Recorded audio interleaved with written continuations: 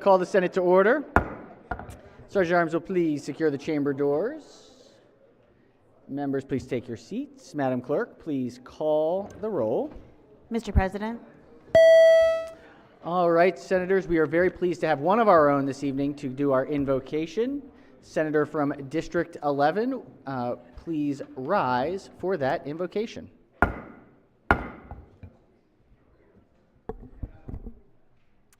Thank you very much, Mr. President. Abraham Joshua Heschel was a 20th century religious thinker, one of the most prominent of the time. And he walked with Martin Luther King at Selma, and he was the only rabbi to eulogize him at his funeral. And I found some words of his that I thought could be of comfort and assistance to us. God's concern for justice grows out of his compassion for man. The prophets do not speak of a divine relationship to an absolute principle or idea called justice. They are intoxicated with the awareness of God's relationship to his people and to all men and women. Justice is not important for its own sake. The motivation for justice and the validity of its exercise lie in the blessings it brings to humankind. For justice, as stated above, is not an abstraction, a value. Justice exists in relation to a person and is something done by a person. An act of injustice is condemned not because the law is broken, but because a person has been hurt. What is the image of a person? A person is a being whose anguish may reach the heart of God. May we keep the people of Maryland, all made in the image of God, front and center in our minds as we work for justice. Amen. Amen. Well said. Well done. Thank you. Mr. President. Recognize the Senator from Montgomery County. Thank you, Mr. President. I'd like to journalize the wonderful prayer of the Senator from the 11th District. Absolutely. Without objection, we will journalize the invocation for this evening's evening session. Thanks so much. That was wonderful. All right. We have some very, very great news. Oh, wait. Has everybody recorded their presence? Close. The clerk will take the call.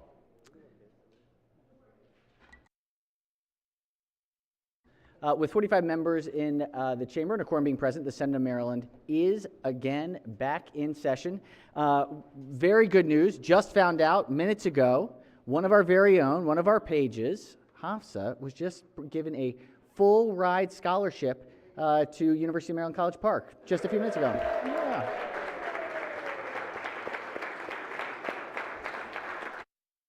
Best and brightest. Excellent. Very good. Well, congratulations.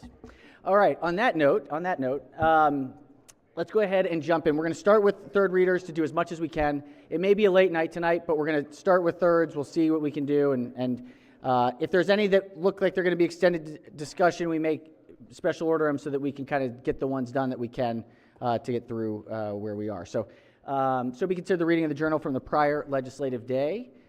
We will start with third reading calendar. Actually, we don't need a quorum call. We just did it. If we could go with third reading calendar number 38.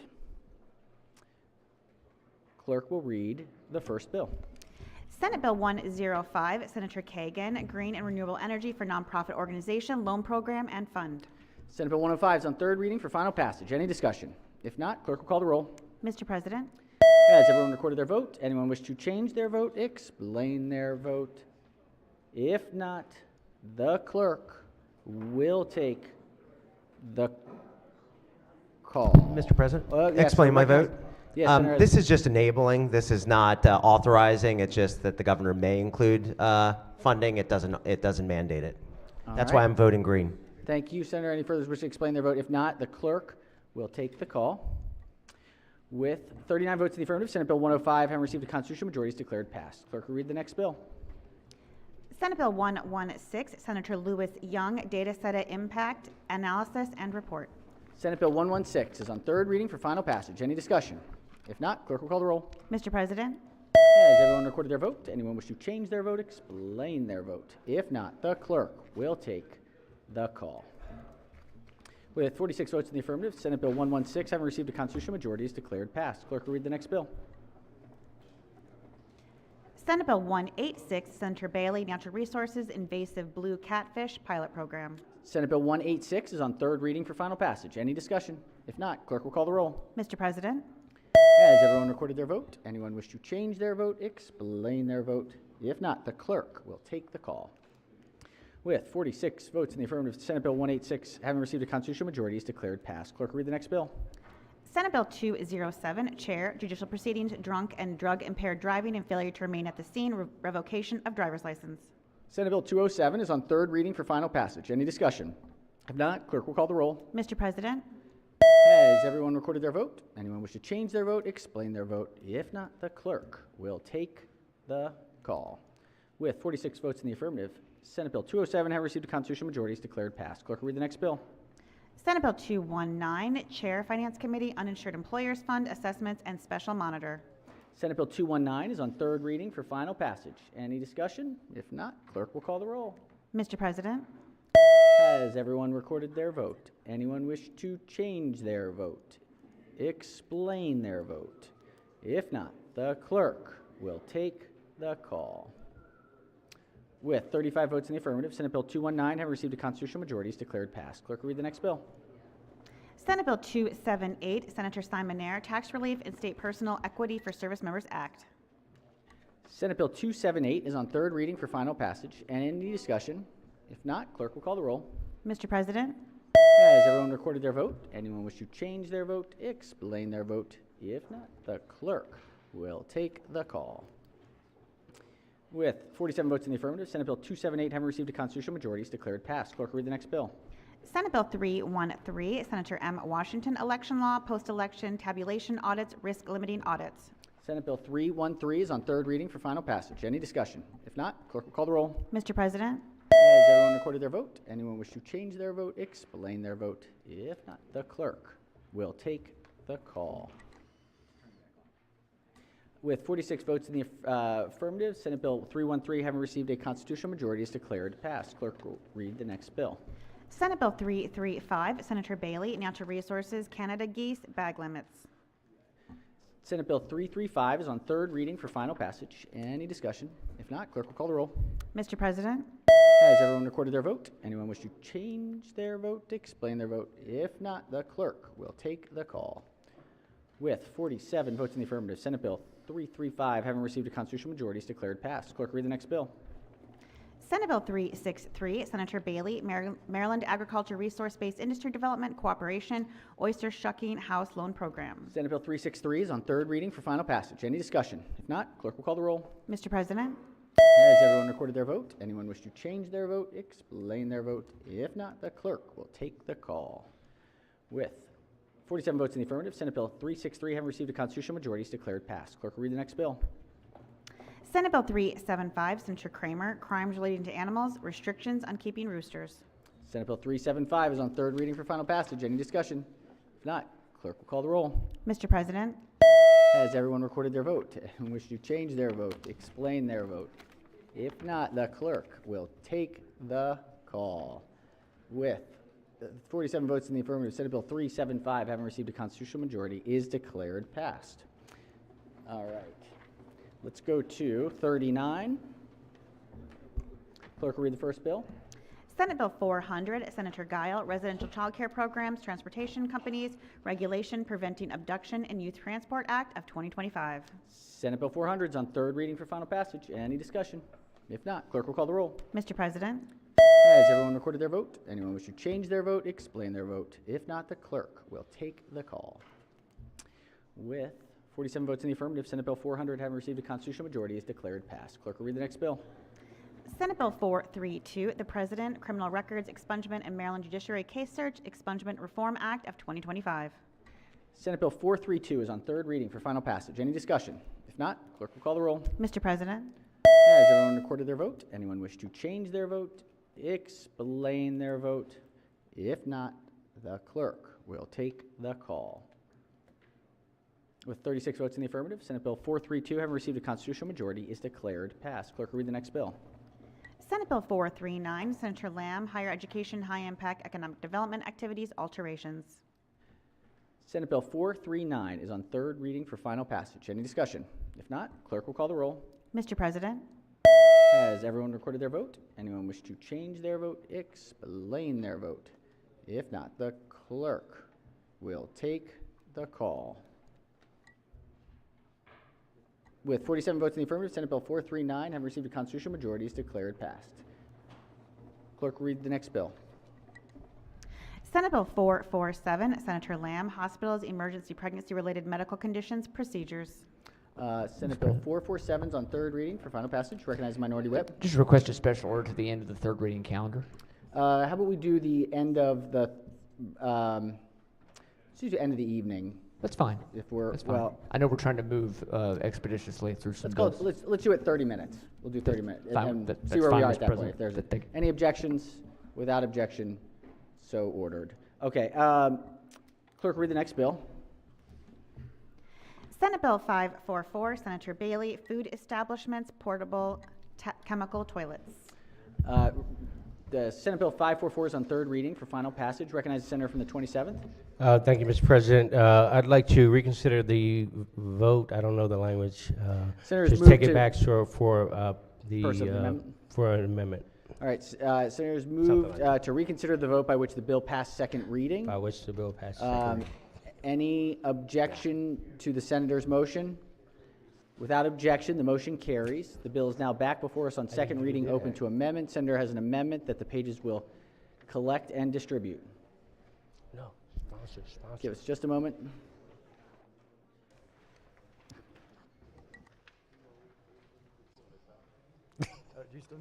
Yeah, I'm good. All right, Senator May explain the amendment. It's just a sponsor amendment, and I Sponsor think amendment the sponsor of the bill considers this a friendly amendment. Any objections to the amendment from the floor leader? No, sir, it's a very friendly amendment. All right, very friendly. All right, without objection, the amendment is adopted. No further amendments, we presume. If not, the bill will be ordered printed for third reading. All right. Clerk will read the next bill. Senate Bill 574, Howard County Senators, Howard County Board of Education, Board Member Terms and Compensation Commission, Howard County 2-25. Senate Bill 574 is on third reading for final passage. Recognize the senator from District 12. Move to recommit this bill to committee. All right, senators move to recommit the bill. Any discussion? Any objections? Without objection, the bill will be recommitted to the committee. Clerk will read the next bill. Senate Bill 600, Baltimore City Stop Sign Monitoring Systems, Authorization of Pilot Program. All right, Senate Bill 600 is on third reading for final passage. Any discussion? If not, clerk will call the roll. Mr. President, Has everyone recorded their vote? Anyone wish to change their vote? Explain their vote? If not, the clerk will take the call. With 40 votes in the affirmative, Senate Bill 600 have received a constitutional majority. Is declared passed. Clerk will read the next bill. Senate Bill 605, Senator Zucker, Digital Advertising, Gross Revenue Tax, Assessments, Appeals, and Corrections. Watch out for Clifton Park, you know. Clifton Park's me. All right, Senate Bill 605 is on third reading for final passage. Any discussion? If not, clerk will call the roll.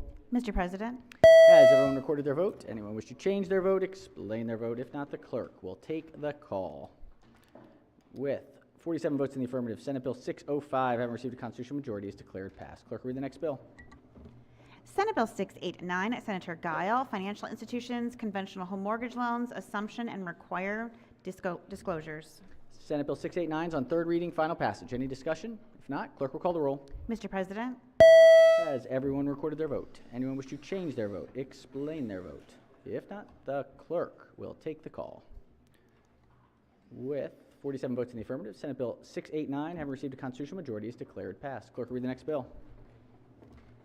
Senate Bill 707, Senator Zucker, Vehicle Laws, Medical Exemption for Enhanced Tinted Windows, Time Limitation. Senate Bill 707 is on third reading for final passage. Any discussion? If not, clerk will call the roll. Mr. President, Has everyone recorded their vote?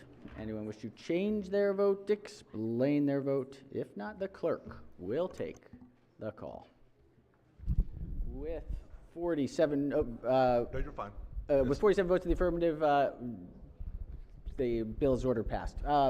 Senator from District 4. Mr. President, I apologize. On SB 600, my arm was a little wonky. I need to be recorded in the red. In the red. Please. In the red on 600. Any objection? Without objection, so ordered. All right, let's go to, was that the last one? Yes, okay. Let's go to calendar 40. Calendar 40. Clerk will read the first bill.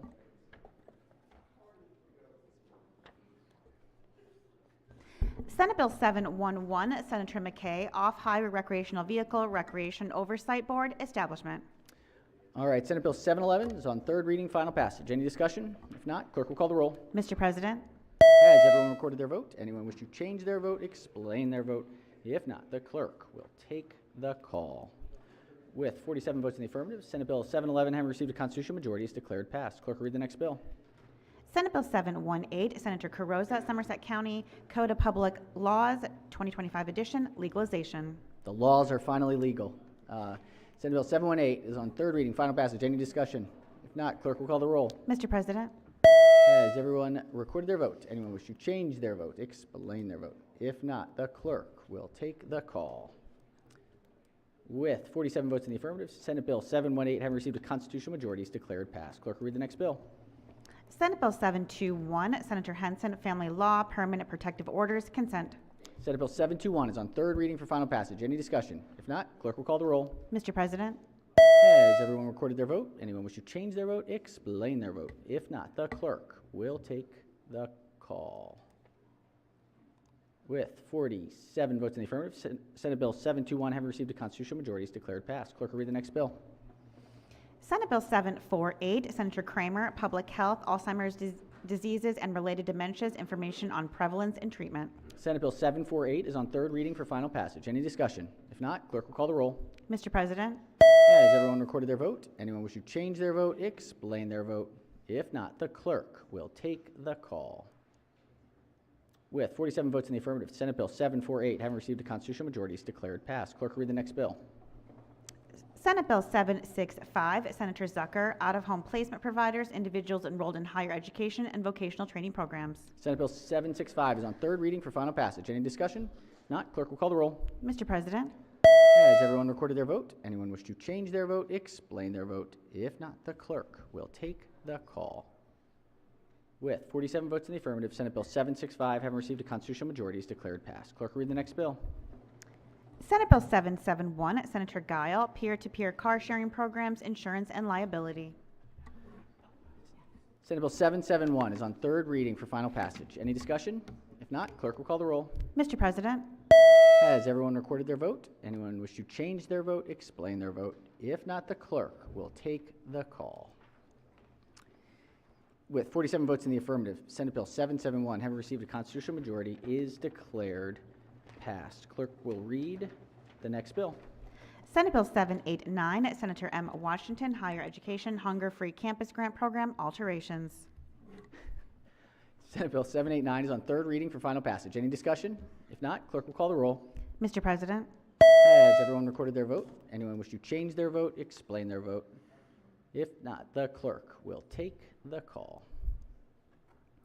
With 47 votes in the affirmative, Senate Bill 789, having received a constitutional majority, is declared passed. Clerk will read the next bill.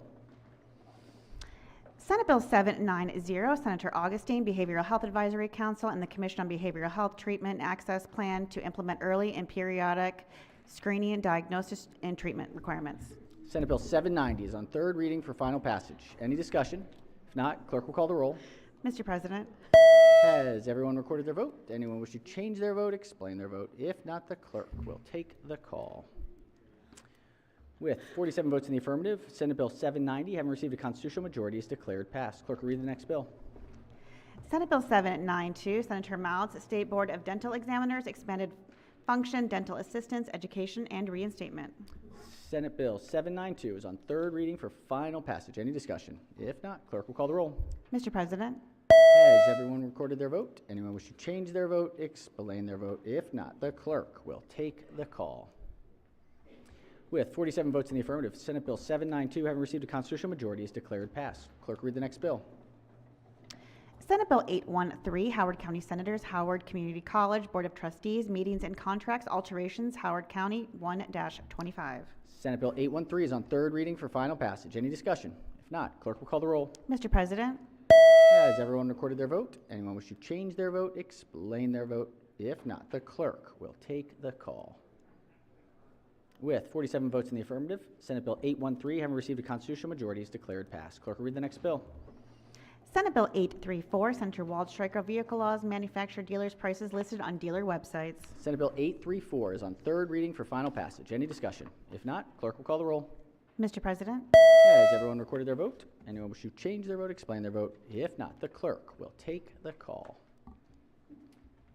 With 47 votes in the affirmative, Senate Bill 834, having received a constitutional majority, is declared passed. All right, let's go to 41. Clerk will read the first bill. Senate Bill 842, Senator Beidle, Electronic Smoking Devices, Seizure and Wholesale Record-Keeping Requirements. Senate Bill 842 is on third reading for final passage. Any discussion? If not, clerk will call the roll. Mr. President, Has everyone recorded their vote? Anyone wish to change their vote, explain their vote? If not, the clerk will take the call. With 46 votes in the affirmative, Senate Bill 842, having received a constitutional majority, is declared passed. Clerk will read the next bill. Senate Bill 846, Senator Heddleman, Business Regulation Cellular Phone Carriers Authorized Users. Senate Bill 846 is on third reading for final passage. Any discussion? If not, clerk will call the roll. Mr. President, Has everyone recorded their vote? Anyone wish to change their vote, explain their vote? If not, the clerk will take the call. With 47 votes in the affirmative, Senate Bill 846, having received a constitutional majority, is declared passed. Clerk will read the next bill. Senate Bill 849, Senator Gazzone, Professional Volunteer Firefighter Innovative Cancer Screening Technologies Program Funding. Senate Bill 849 is on third reading for final passage. Any discussion? If not, clerk will call the roll. Mr. President, Has everyone recorded their vote? Anyone wish to change their vote, explain their vote? If not, the clerk will take the call. With 47 votes in the affirmative, Senate Bill 849, having received a constitutional majority, is declared passed. Clerk will read the next bill. Senate Bill 861, Senator Quarterman, Economic Development, Western Maryland Economic Future Investment Board, and Senator George C. Edwards Fund, alterations.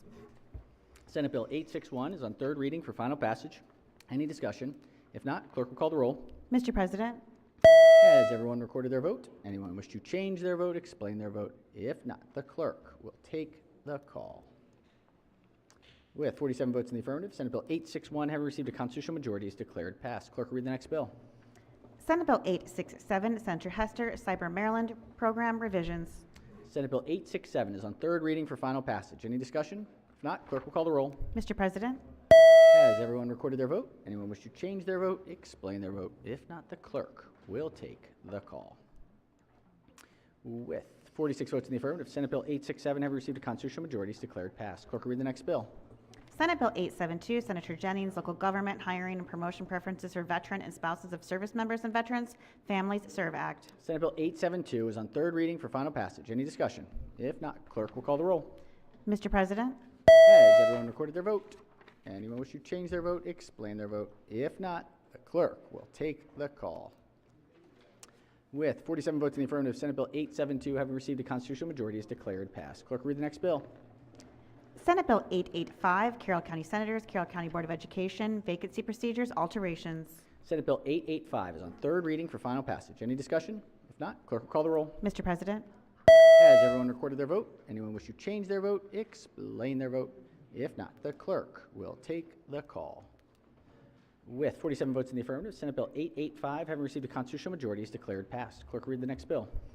Senate Bill 900, Senator Augustine, Maryland Behavioral Health Crisis Response System, integration of 988 Suicide and Crisis Lifeline Network and outcome evaluations.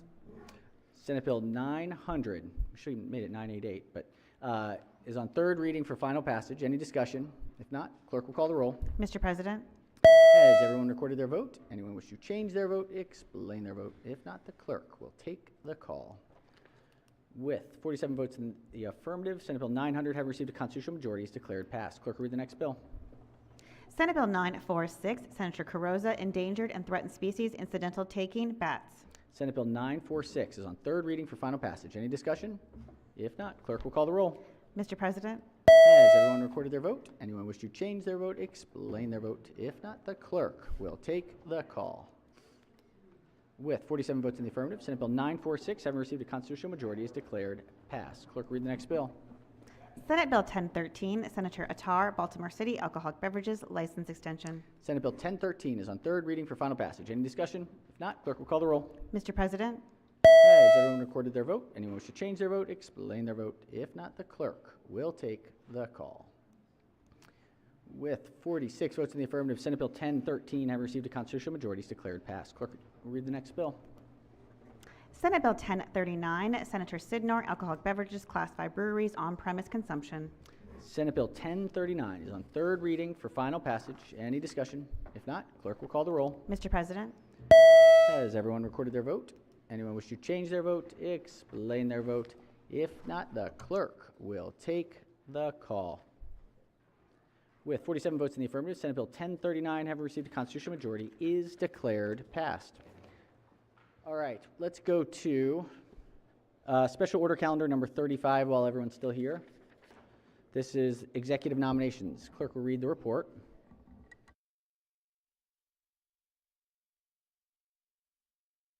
Executive Nominations Committee Report Number 5. Question is, will the Senate advise and consent to the nominations of the executive?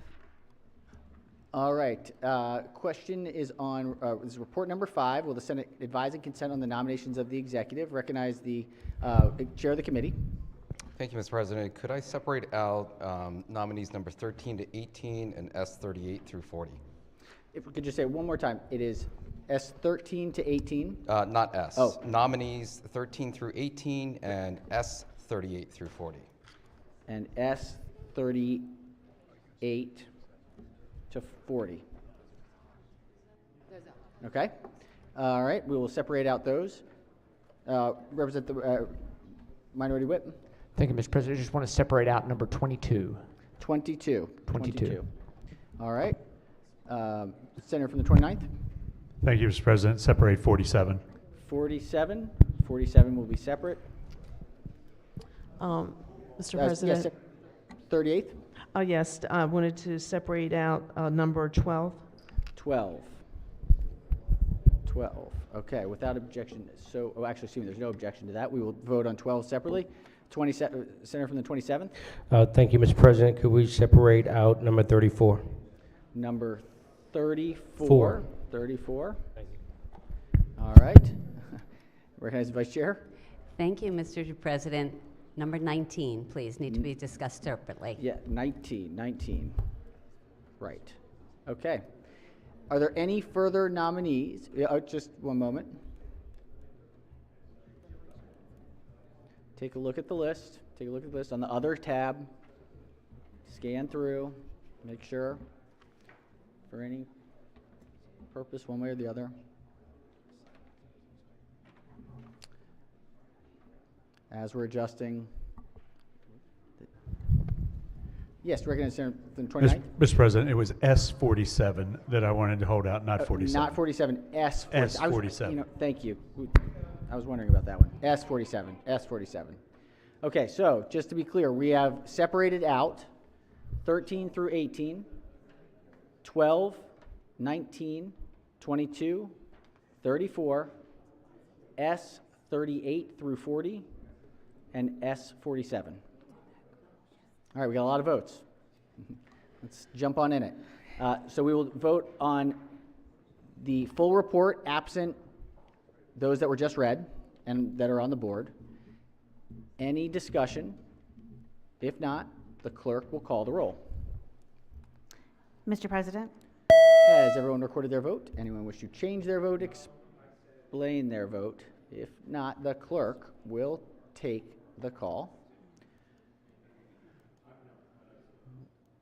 With 46 votes in the affirmative, the Senate advises and consents affirmatively to the nominees listed.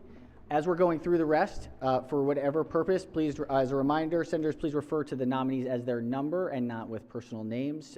If we could just, as we proceed. Let's now take up the first, which I believe will be nominee 12. Is that correct?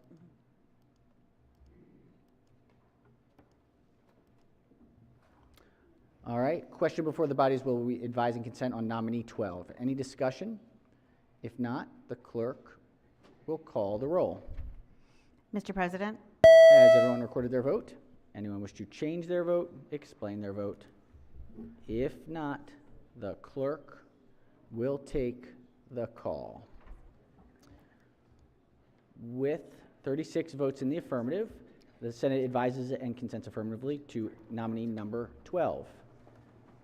The next series of nominees will be 13 through 18. Question now before the Senate is, will the Senate advise and consent to the nomination of executives number 13 through 18? Any discussion? If not, clerk will call the roll. Mr. President, Has everyone recorded their vote? Anyone wish to change their vote, explain their vote? If not, the clerk will take the call. With 44 votes in the affirmative, the Senate advises and consents affirmatively to nominees 13 through 18. Next, we will have nominee 19. Question is whether the Senate will advise and consent to nominee number 19, recognizing the Vice Chair. Senator from Montgomery County. Thank you, Mr. President. I'm rising to share why I will be voting red against nominee number 19. First, I want to say that I have the highest degree of respect for the governor and for the Secretary of Appointments and her whole team. Having said that, I do not believe that this nominee deserves such a prestigious appointment. For more than 25 years, this appointee, this nominee, ran our State Board of Elections. In that time, there were errors, foul-ups, problems, lack of a collaboration, lack of accountability, lack of communication, including wasting over $100 million in taxpayer money on touchscreen voting with no paper trail, despite scientific evidence to show that that was an ill-conceived idea. When Motor Voter was implemented, there were problems making sure that the MVA and the SBE's systems collaborated, because communication and collaboration is not something this nominee excelled at in any way. So I will just remind this body that the General Assembly voted nearly unanimously, I think there were 2 dissents out of 188, to ultimately have to terminate the employment of this nominee as the head of our State Board of Elections. I'm not quite sure why it is that after that record of failure that we should consider a prestigious appointment to the Judicial Disabilities Commission. I'll be voting red. Thank you for your attention. All right. Questions on nominee 19? Mr. Yes, President? recognize the Senator from District 7. Clarification on that last comment. I don't think we voted to terminate her employment. I thought it was vote to the fact that that position could never be terminated. I don't think it was about her employment herself. So I just want to clarify that. Thank you for the Excuse me, Senator has not been recognized yet. Excuse me. So I just want to clarify that. I don't think it was about her personally. I think it was about that position was what that vote was for. All right. On the nominee, any further discussion? Recognize the Senator from Montgomery County. Since he was asking me the question, if it's okay for me to respond. Senator may proceed. Thank you, Mr. President. There was a bill that had passed many years earlier that made it nearly impossible to terminate the incumbent from her position. It took legislation to undo that legislation, and while there was no particular name in the legislation, it was directed at the termination of that person, and that bill was signed into law by the governor. And then the incumbent did resign her position. All right. Question remains on nominee number 19. Any further discussion? If not, the clerk will call the roll. Mr. President, Has everyone recorded their vote? Anyone wish to change their vote? If not, the clerk will take the call. All right, by a vote of 29, the Senator of Maryland does not advise and consent to the nomination of executive for number 19. Clerk will read the next nominee. Send to Maryland.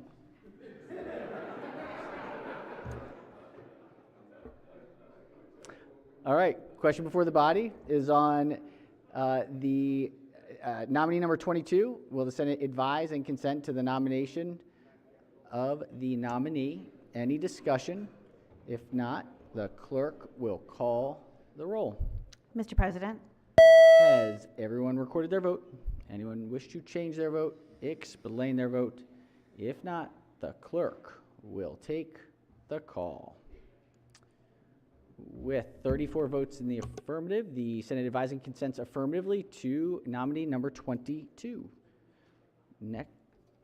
Our next set is 34.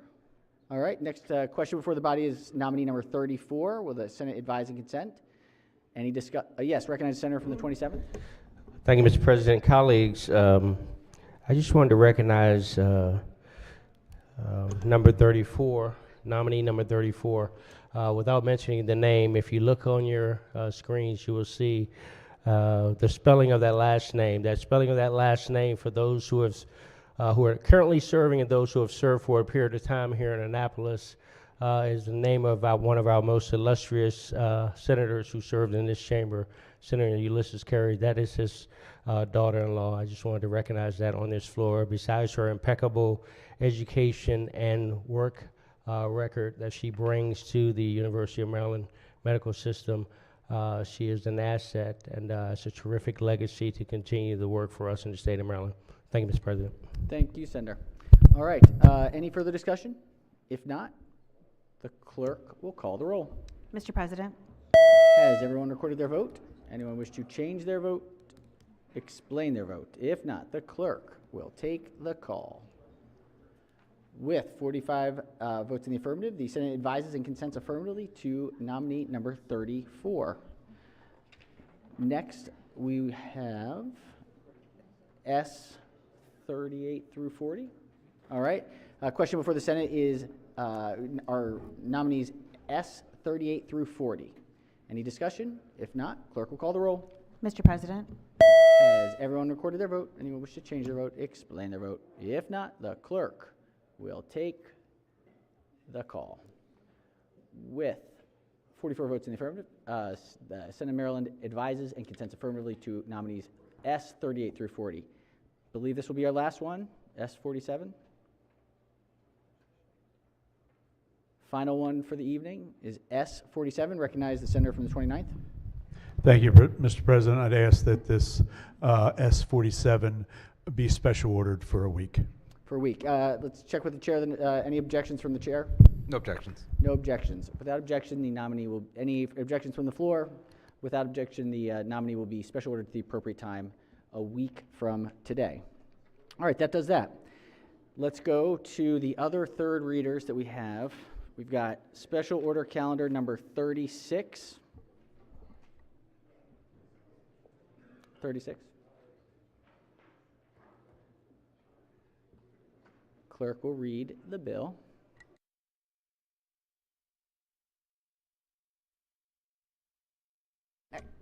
Senate Bill 63, Senator Muse, Cooperative Housing Corporations, Condominium and Homeowners Association, funding of reserve accounts and preparation for funding plans. Bill is on third reader for final passage.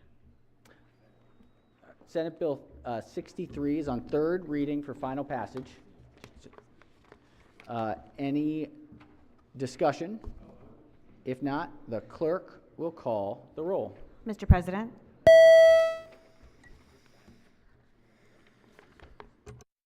has everyone recorded their vote? Anyone wish to change their vote?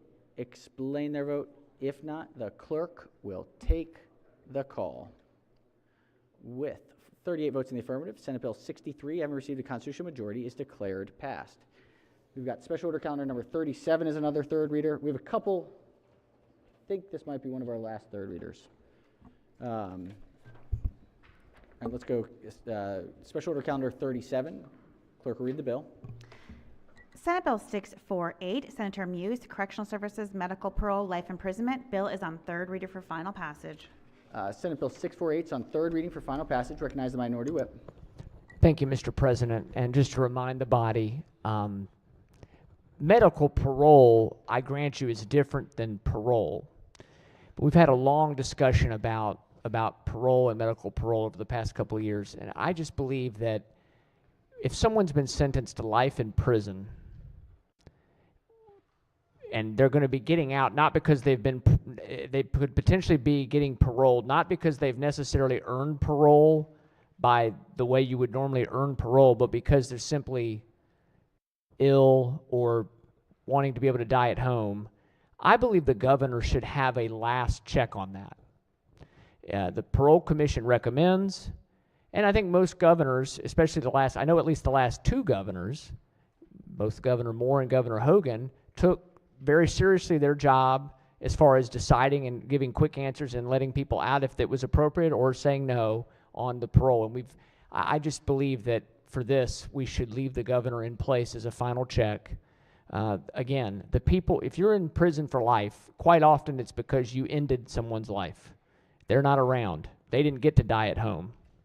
And so for me, I feel differently about this than other types of medical parole. And I think having just a check on the governor, with the governor having as a final check, the highest elected leader in the state, I think would be good to leave in place. So I'll be voting red. All right. Yes, thank you, Senator. Recognize the bill sponsor. Thank you, Mr. President. From my recollection, the last governor, there were 5 to 7 that he never got around to, and 2 died. This governor has said he doesn't want to do it, and so I think we should take it off, and when we get the next governor and he wants to do it, put in another bill. Okay? Thank you. All right. Question remains on third reading for final passage. Any further discussion? If not, the clerk will call the roll. Mr. President, Has everyone recorded their vote? Anyone wish to change their vote? Explain their vote? If not, the clerk will take the call. With 35 votes in the affirmative, Senate Bill 648, having received a constitutional majority, is declared passed. We do have another third reading calendar, number 42. Clerk will read the first bill. Senate Bill 342, Senator Sidnor, Voting Rights Act of 2025, Counties and Municipal Corporations. Senate Bill 342 is on third reading for final passage, recognizing the minority whip. Thank you, Mr. President. And I know this is third reader, but I wondered if I could just have one opportunity to ask a question of the floor leader.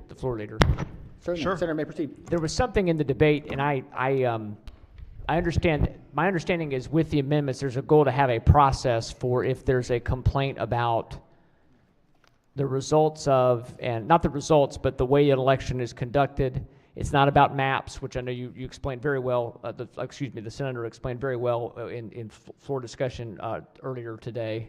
But time goes. Can I just ask, when it says about if an election is fair, just what's the parameter for that? And I assume it could go before a court, but could you just tell me what we mean by that? Sure. If you look, there are a couple of places in here that do speak to that, including where there was a polarized vote. I don't know if you saw that in the polarized voting. I do see that explanation. Oh, it's defined. Okay. Okay, so there is a definition of that. For polarized voting, but when we go down to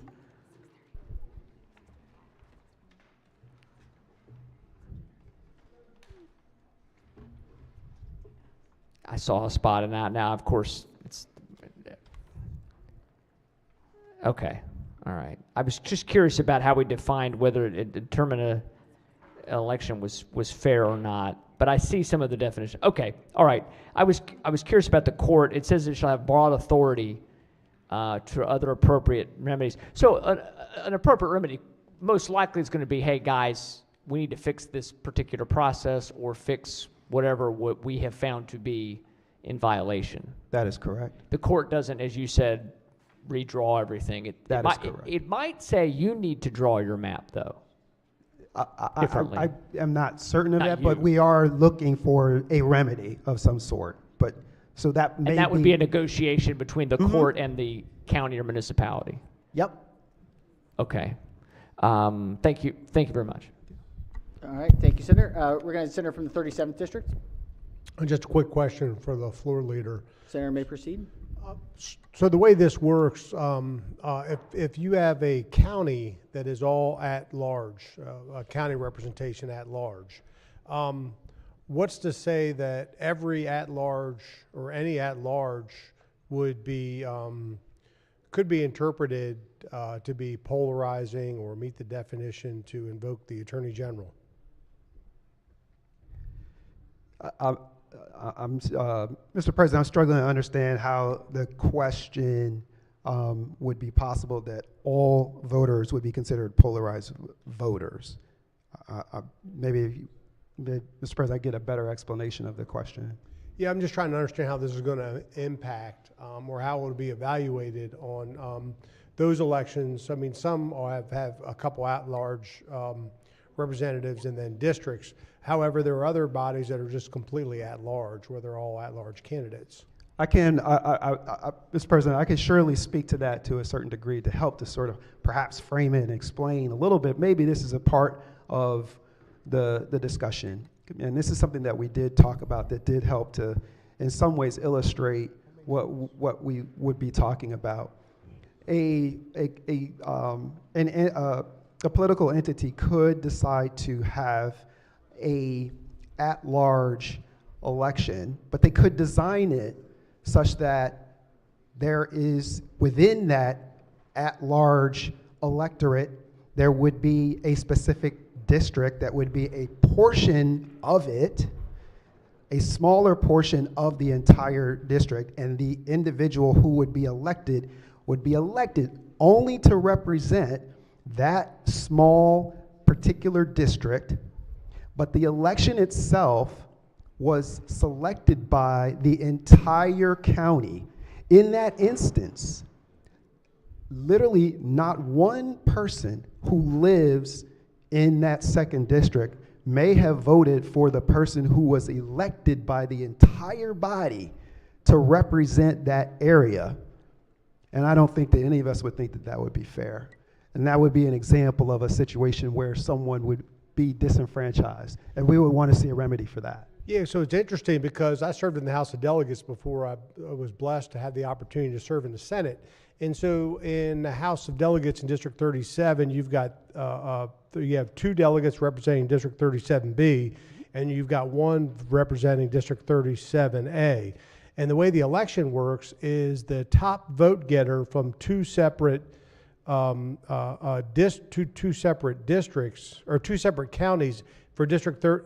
I didn't pronounce that. I'm talking too quickly. Let me slow down. Okay. So for District 37B in the House of Delegates right now, you have 4 counties and you have 2 delegates, okay? And if you have, say, 5 candidates for election, only the top 2 vote getters from different counties can win the election.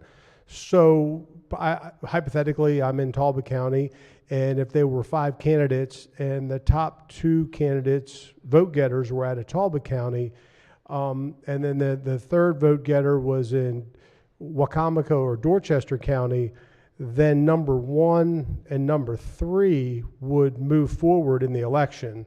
Number 2, even though number 2 garnered the second amount of votes, number 2 would not move forward because it was from the same county as the other top vote getter. Would that play into this analysis as far as polarizing? The question would be this does not restrict any design. And this again, of course, I'm more than happy to refer to this particular example, but let's remember that we are talking about municipal and county elections. But that really isn't the issue here. The issue is that this piece of legislation does not dictate the design, and so the design that's been described could very well be absolutely fine. That's not the question. The question is, does the design create a situation where you have created a polarized voter, where you have created this situation where a person is being disenfranchised in some way. That is what it is. Now, a person who has standing has to go and prove that. It's not like it's an automatic. There's a process where you go, you figure out whether or not that was the case. We are simply saying, let's give people the opportunity to have a remedy in that situation. Thank you for answering those questions. I should have probably brought this up on second reader, so I appreciate your indulgence. Thank you. Absolutely. All right. Questions on 342 on third reading. Recognize the senator from the 42nd on the bill. Thank you, Mr. President. If I could ask a couple of questions. To Sure. Senator, may the floor proceed. leader. I was asked earlier to co-sponsor this bill, and because of that, and I declined at the time, but I needed to read the bill. I've since read the bill, and I've got some questions about it. No problem. So I'm looking in section 8-903. Yep. A of the bill. It says a method for electing the governing body of a county or municipal corporation may not be imposed or applied in a manner that impairs the ability of members of a protected class to elect candidates of the member's choice or the member's ability to influence the outcome of an election as a result of the dilution or the abridgment of the rights of voters who are members of a protected class. I'm not sure what that means, but let me give you a hypothetical example and ask you if this illustrates what it means. Let's assume you have a county and there are members of a protected class who are concentrated in various neighborhoods, in various parts of the county. Would this mean that when the county gets redistricted the next time around, the people doing the redistricting must tie those neighborhoods together, maybe running down the median strips of roads, if doing that would add all the votes in those neighborhoods up and give those neighborhoods collectively an opportunity to elect a member of the protected class to the board? No, sir. It works the other way around. Okay. So this is a protection for the other way, which would be that the body did the opposite, so that they then had a protected class, and then again they would have to go to court and they would have to demonstrate that that was the case, but that the design of the election did the opposite. It hurt, for lack of a better word, the interest of the person by disenfranchising them. So it would be the other way around. So it would be a situation where you have this protected class and it's a grouping of them, and not what you just suggest, not what was suggested, but instead, let's say there were slivers that were created in order to dilute the group, number one, and thereby doing so, making it such that they were disenfranchised. So it's not the creation, it's a protection to make sure that you are treated fairly. Okay, well, let me ask the question a different way if I could. Okay. Because I find the whole thing confusing. I'm sorry. Let's assume you have a county which has 4 county commissioners. Mm-hmm. And the redistrictors create a west side district, an east side district, a north side district, and a south side district. Mm-hmm. Would members of the protected class in such a situation be able to go to court and say, the way the lines were drawn to create these geographic districts does not guarantee that members of the protected class, that a member of the protected class would win, and therefore— Mr. President, there is no protection in here that would ensure that any individual is elected. The only thing that this is doing is saying, don't disenfranchise a particular group by the way that you have designed your election. So there's no suggestion. Hopefully this is answering the question. There is nothing within this legislation which creates an environment that would and necessarily elect a particular individual. It's built to protect against disenfranchisement. With respect, you interrupted my hypothetical. Oh, I'm sorry. And we are creating legislative history here in this conversation. If ever a case should be brought to court, our colloquy could be quoted to the judge to indicate what this language means. So let me finish, if I could, my hypothetical. In my hypothetical county, which has created 4 districts geographically, an east side, a north side, a west side, and a south side, would it be possible, using the language of this bill, for a protected class group to go to court and to claim to the judge that there could have been a district drawn which would link together disparate groups of minorities scattered around the county by drawing lines and creating sort of an amoeba kind of a district, and which would elect a protected class member, and for that reason the redistricting done by the organization that did it is illegal under this bill and would be thrown out. So, and the court could require the county, in this case, to draw the district, the specific district, which would protect that class. The way that it is written, the court, if an individual who, with this legislation, is now given standing to seek relief, is able to go to the court and establish that they were in some way a part of a polarized voting class and were some way disenfranchised, they would be able to get relief from the court. That relief may come in different forms or shapes, and that is what the bill provides for, that it would allow for that in that situation. I think your answer to my hypothetical was yes. No, my answer was that it is not what is of the nature of the bill, and not trying to not answer what you're asking me. My answer is that it is not what the bill is set out to do. The bill is simply set out to protect against a framing of an election that has been built and that an individual has been able to take to court and to demonstrate that it has disenfranchised them. That's what the bill does, and that's what I'm simply responding to. Mr. President, if I could ask the question a different way, one last time. Yes, what purpose does Senator rise? To respond if the floor leader Oh, allows. sure. The floor leader yield. Senator may proceed. All right, if we want to look at Article 3, Section 4 of the Maryland Constitution, it requires the legislative district to be substantially equal in population, compact in form, and contiguous. That's the response to your question. I see. So your hypothetical is not going to work under this legislation. Because the district would not be compact in form There you under my go. hypothetical. Yes, sir. Thank you. That's a good answer. Appreciate it. You're welcome. All right. On the bill, third reading, yes, recognize the minority leader. Thank you very much, Mr. President. If the bill sponsor could just rise again to clarify that. Will the bill sponsor please rise for the quick? Senator may proceed.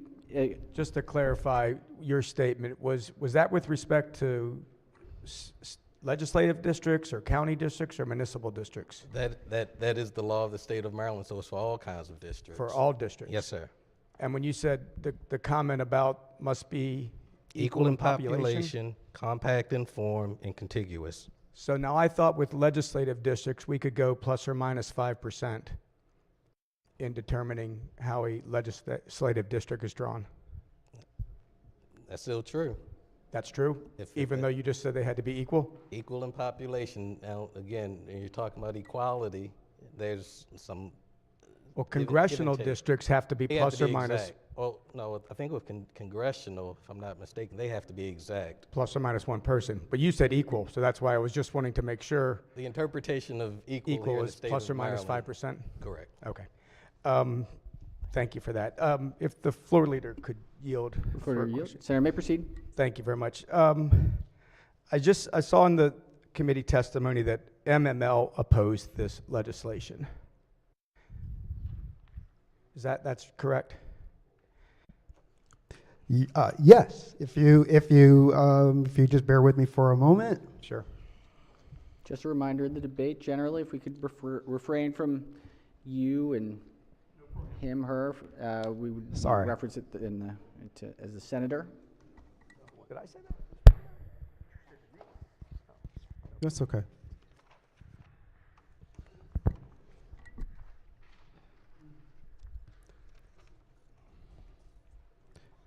What did they say?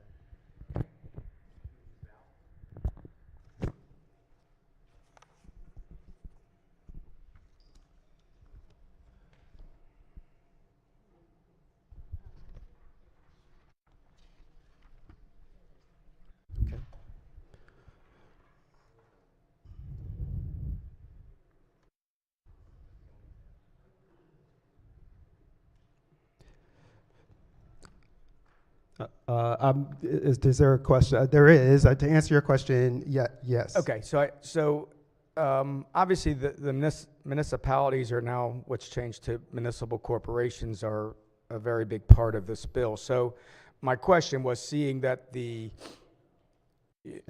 group that represents all the municipalities was in opposition of the bill, were their concerns addressed in the deliberation of the bill and subsequently what was passed, or do they remain in opposition of the bill? They were less opposed after the amendments. It was narrowed a bit. They still did have some concerns. Okay, so they had some concerns about how this was going to potentially change the way that elections are held and how districts are drawn. MACO, I did not see anything from MACO in the committee testimony. Did they provide any input at all in this conversation? None at all? Okay. When you were talking about remedies earlier, I think the concern is how the court would oppose remedies for this. And as you said earlier, this is to potentially change something. So if something were to be gerrymandered, let's say, to where a protected group was not elected, that a grievance could be filed, the court could turn around and say, hey, you can't do it that way. But if the maps are drawn, I think, as my colleague was trying to say, and as we talked about, as equal and as geographically, in simple geographic shapes, and a protected class found that they were not being elected or somebody was not being elected, there was a grievance, could a remedy be from the judge that a district become gerrymandered in order to grab a protected group?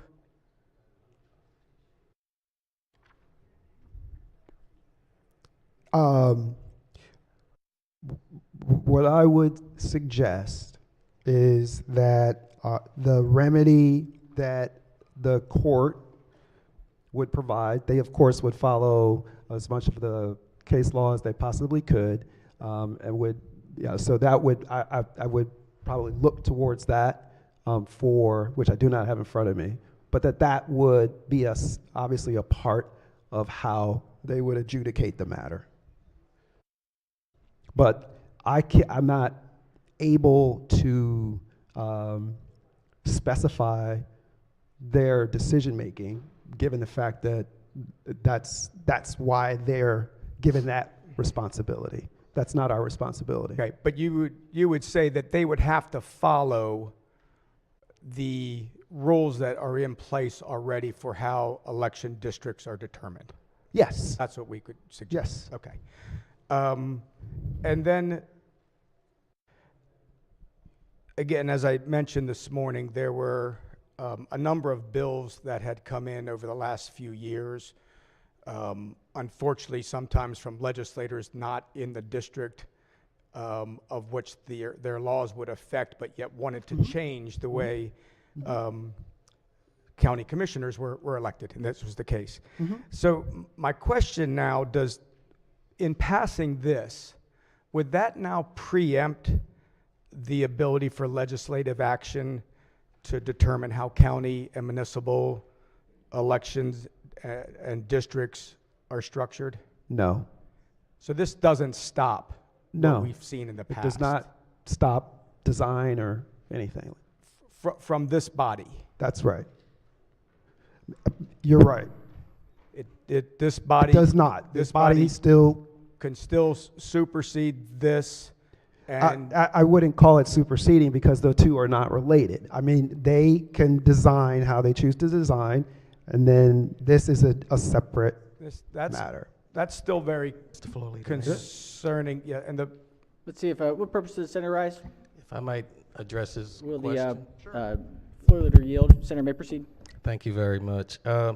Again, if you look at the legislation that our colleague pointed out in 8-903, the purpose of this, you can set any type of system up so long as it does not impair the ability of members of a protected class to elect candidates of that member's choice or the member's ability to influence an outcome of an election.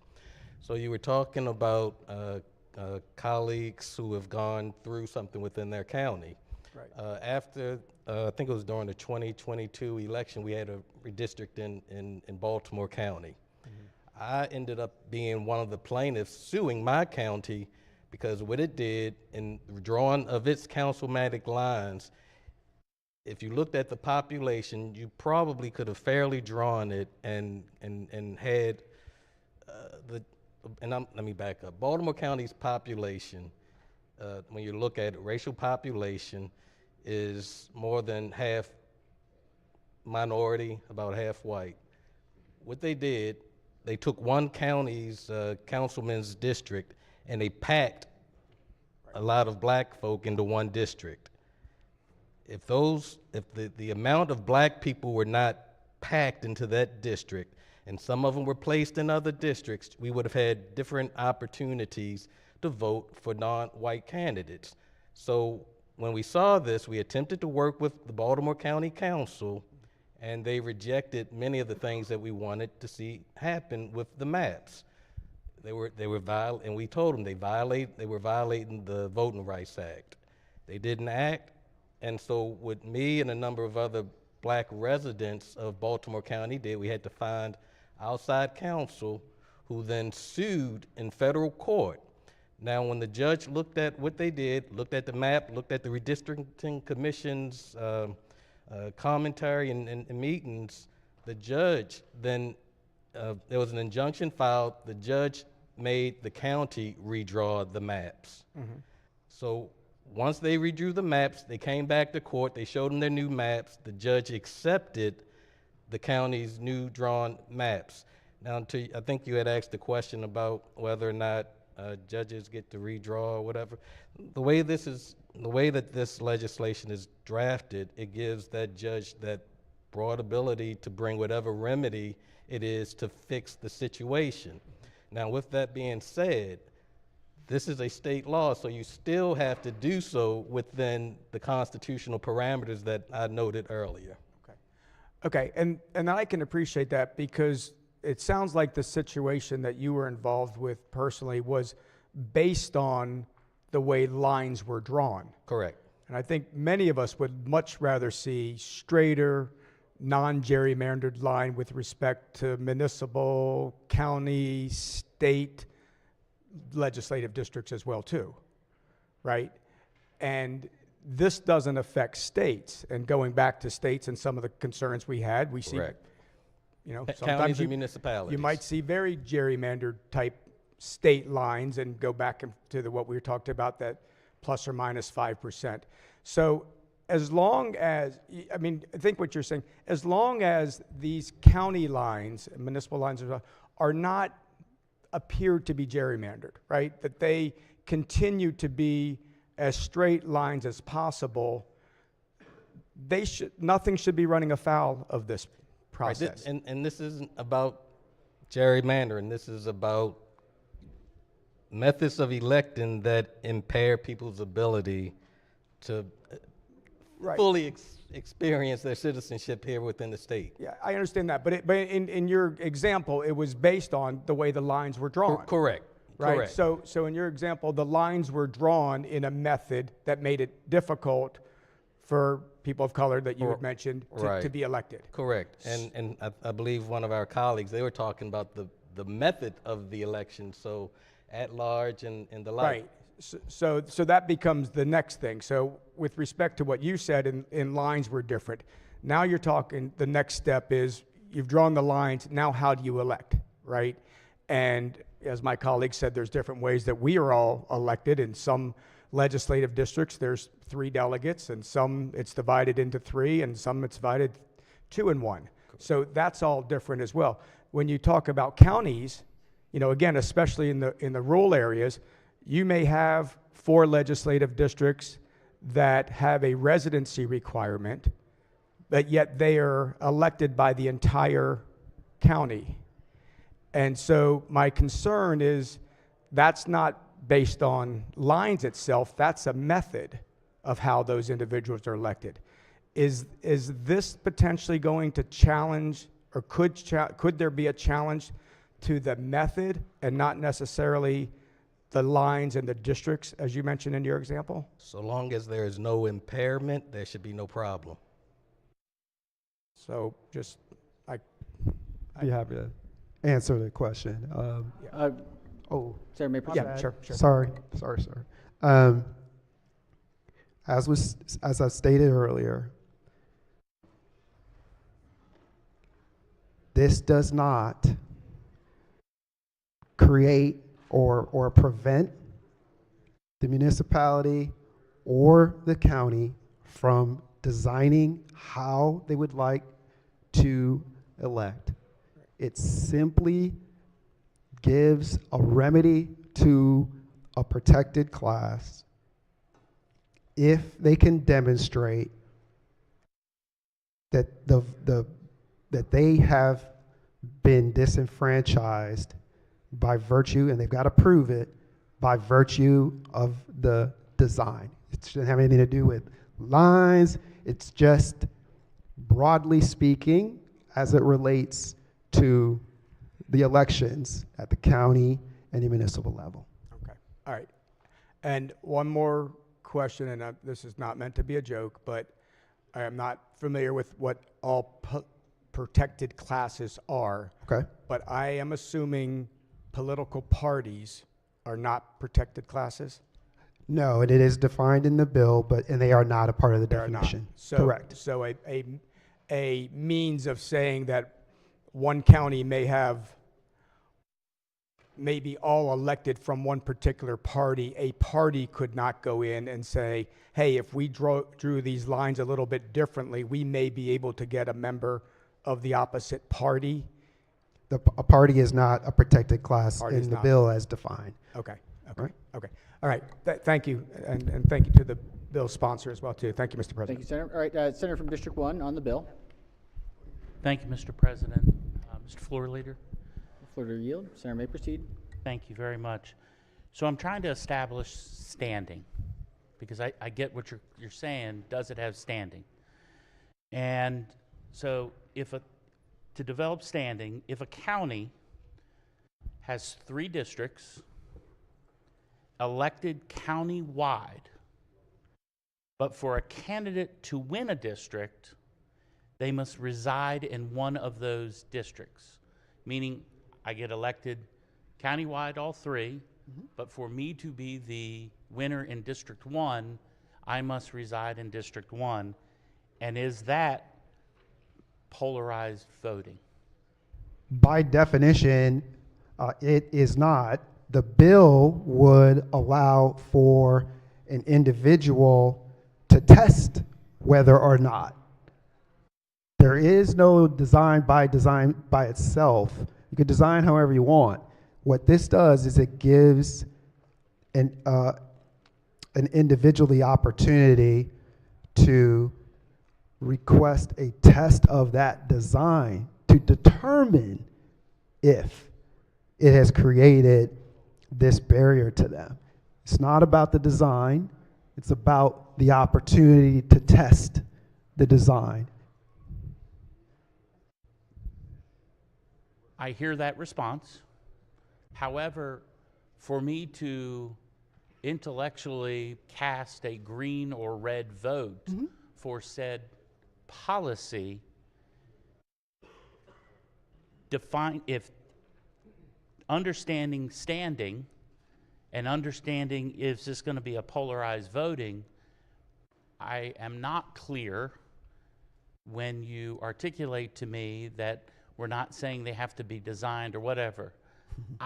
I'm giving a clear example of a county that I represent that has been this way, good, bad, or indifferent, I think since its inception. I could be wrong on that, but a very long time. Yes. So for me to say I want to make sure that somebody has the ability to have standing for a particular county that has voted this particular way since almost the beginning of its inception, right, does matter on how I'm going to vote. That's why I'm trying to understand, would the example be an example of polarized voting? Mr. President, again, while I understand and I'm not meaning to try to frustrate in the situation, I'm simply trying to answer to the legislation that we have before us. And the legislation before us does not speak to the nature of a particular developed plan. What it speaks to is that after you have a plan, that an individual would have the opportunity to test that plan and seek relief. Mr. President, that is what this bill does, and I'm not, again, not meaning to be frustrating, but that is the nature of the legislation. I think I got it. All right. Mr. President? Let's, yeah, I think, yeah. All right. Further questions from, sorry, further, Senator from District 1. No. All right, Senator from the 34th. Yes, thank you. I don't know which one of you want to answer it because it's a little lawyerly, but I just want to understand a couple of things. I read, aren't you both lawyers, are you? So sorry. I read with great interest the bill sponsor's testimony, and you recounted, I thought, pretty well, 3 or 4 instances in Maryland's history, more recent history, I believe, not the Stephen Sachs 1985 report, where there have been instances where there had been this kind of concern and litigation or challenges brought. Were they all brought under the Federal Voting Rights Act? Yes. Okay. Is the bill before us now modeled on the Federal Voting Rights Act? Yes. Okay. Is there a reason why this legislation isn't being imposed on the state itself as opposed to just the counties, municipalities? Yes. Okay. Would you care to elaborate? Yes. So, in three letters or less. Yes, it may be. So, if you have the Attorney General bring these cases, the Attorney General can't sue the state. That's mainly why. And then what niche or gap are you trying to fill? It seems to me you recounted a fabulous history where the Federal Voting Rights Act has been quite effective in Maryland in the rare but unfortunate circumstances where there's some kind of alleged violation. Why do we need a second set of litigation? I'm thinking about expense and the fact that there's a whole body of federal law, federal case law, because not everything's in the statute, and we certainly don't want to run afoul of well-established legal principles in court cases. So could you elaborate on that? Because we have a court that doesn't believe in stare decisis. And really the Federal Voting Rights Act has been being gutted over the past couple decades. So we need to ensure that we protect Marylanders with the same vigor that was expected when the Voting Rights Act was passed at the federal level. We want to make certain that those same protections are happening here within the state of Maryland.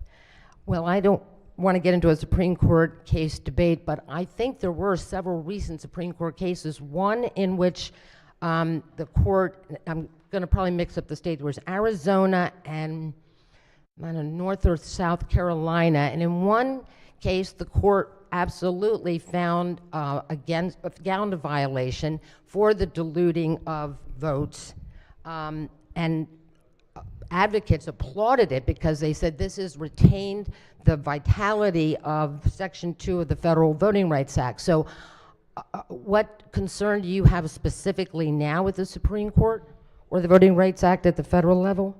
I'm sorry, say that again. I said, we've had a couple of cases recently from the Supreme Court. There was clearly one that the advocates celebrated. It's not in the too distant past, where they upheld, I think it's Section 2, about diluting votes and somewhat akin to what you're doing in this bill. And everyone said, well, this is good. The vitality and integrity of that portion of the Voting Rights Act, which I think is about diluting votes and polarization, is well and strong and been affirmed by the Supreme Court. We, in the United States, we live in a federal system. So where you see that there's certain things that aren't happening at the federal level, those powers being reserved to the state has all the ability to put forth something like this. And I thought that it would be wise to ensure that we can handle these cases at a state level and not just be dependent upon the federal government. All I really want you to do is explain why you think the Supreme Court doesn't respect prior opinions in this area, when I'm telling you, and if I'm wrong, you can tell me this, but the Supreme Court pretty recently reaffirmed the very aspects of this bill, and I'm trying to understand why you feel some alarm about that. I shouldn't say that personally. I'm just worried. I'm trying to figure out why, given the advocates' celebration of the court reaffirming this particular aspect of the Federal Voting Rights Act, why as I stated earlier, one case is just one case, but over the past couple decades, federal voting rights have been being damaged. And again, if you see something happening at the federal level, you can take care of it at the state. You take care of it at the state level. Okay, and then I thank you so much for alerting me to this bill, because I hadn't taken a close look at it. I did find, I think there are about 10 or 11 states that are in charts that say they've either passed some kind of state voting rights act or they're considering it. But here I was sort of struggling with whether or not our particular law was like all of theirs, and I think California, New York, Michigan, Illinois. Did they apply it to the state? Did they apply it to counties? Did they apply it to municipalities? What did those other states do? Yeah, I didn't look at the other states. I looked at the Federal Voting Rights Act when we began crafting this. So we don't know whether this statute you have is modeled after the maybe 5 states that have passed it and the 3 or 4 that are contemplating it? What I do know is that, as you mentioned, there are other states that have done many things. When you look at what we're doing versus maybe a New York or a California, this is relatively mild what we're doing here. We're just... I don't know about adjectives. And again, what we're doing is making certain that we have an attorney general that can bring forth a case so that people like me and citizens in all of our districts, if the municipality or if the county does something that violates their rights, they do not have to rely on the graces of a public interest law firm to uphold their rights. They can turn to an attorney general to make certain that our counties and our municipalities behave legally. And the last question, again, this for either the bill sponsor or the floor leader, shows that I'm not familiar with this area of the law. I kept hearing this would really only apply if we were in a case of disenfranchisement, right? Not that I actually understand that word, but I think what comes into play sometimes we call diluting the vote or polarizing the vote. What I don't understand, and maybe either one of you could explain it to me, is if you employ race-neutral methodology in determining county or municipal lines, how does that come into play with this law now? Is using race-neutral methodology pretty much protect you from, being claimed to have done something nefarious under the law? So in attempting to establish whether or not this law was violated, if you look at section 8-903B, 1 and 2, lost my screen. That speaks to how you establish a case. So under 1, it says elections in the county or municipal corporation exhibit polarized voting, and the method of the election dilutes or abridges the voting strength of members of a protected class to elect a candidate of the member's choice or the member's ability to influence the outcome of an election, as demonstrated by the existence of one or more methods of elections that could be constitutionally adopted that would likely mitigate the dilution. I am reading that along with you, and I really appreciate you reading it to me, but I'm not sure it answered my question about using race-neutral methodology. If the race-neutral methodology impairs the ability of a member of a protected class, then you're in violation. But that's, again, is going to have to, you're going to have to establish that under 8903B. Okay, and then, again, just because I'm not familiar with this area, so a race-neutral methodology could still get you into trouble under this law, and that is because there is is it a finite and easily articulated way to describe this disenfranchisement, even when you're using a race-neutral policy? What language would you use to describe it? I don't understand your question. Well, I'm saying that, yeah, you might understand what I'm asking. I understand what you're asking, and you can still go back into what the definition of the polarized voting is. When it talks about, there's a difference is defined in the federal case enforcement of the choice of the candidates. The choices are preferred by the voters as a protected class, and their choice of candidates and electoral choice that are preferred voters and the best of the electorate. And so it's like you see where they are not, and again, they got to prove it, that they are not being able to fully participate by virtue of who they are, by being, you know what I'm saying? Yeah, I do. Okay. I do. What? Thank you. This is helping educate me. What are the remedies? So if we find, if a case is successfully brought in a county or municipality, what are the remedies? And the reason I ask is I read some federal cases. They get up to the Supreme Court, and you know it's often about their redistricting maps. And it is about redrawing the lines. And my friend from Baltimore County was asking about gerrymandering and line drawing. And I appreciate you sort of saying it's not about gerrymandering or line drawing. But it seemed to me most of the cases that come up in Section 2 that are in the federal really are about the maps and the lines. So you could respond, what would the remedy be, and how is that not really involving maps and redistricting and gerrymandering? I did not mean to say that may not be a potential remedy, but that was not the only. That's all that I meant to suggest. That as it states in here, that there would be injunctive relief as it relates to the election itself, of course, and damages and other relief. And so it could well be the court could ask for a redesign of the election, for example. And so that's would be the most likely remedy. I didn't want there to be a misimpression for myself or anyone else that this might not well involve redrawing maps, recalibrating lines, and the like. Yes, right, it may. Sure. Thank you, Mr. President. Thank you, Senator. All right, recognized Senator Minority Leader. Thank you, Mr. President. If the bill sponsor could just yield for a follow-up question. Here, so Senator may proceed. And I think I've got some information that may help. And again, I just want to preface this again. You know, again, those of us that represent, you know, rural counties of 20,000 people or 30,000 people or 50,000 people, at-large voting is very important, and we want to make sure that people feel represented. And you start breaking a county of 20,000 people up into 3 districts, and all of a sudden the person is only representing, you know, 8,000 people or so.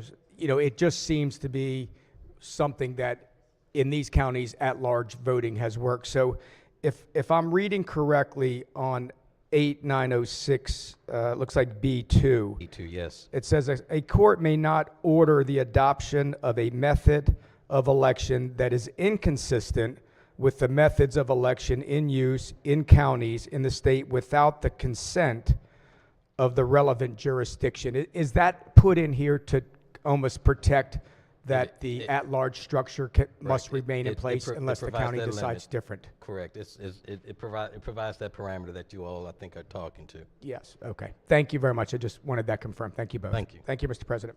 Thank you, Senator. All right, the bill is on third reading for final passage. If there is no further discussion, the clerk will Mr. call... President? Yes, Can you ring the bells? Can we please ring the bells, Madam Secretary?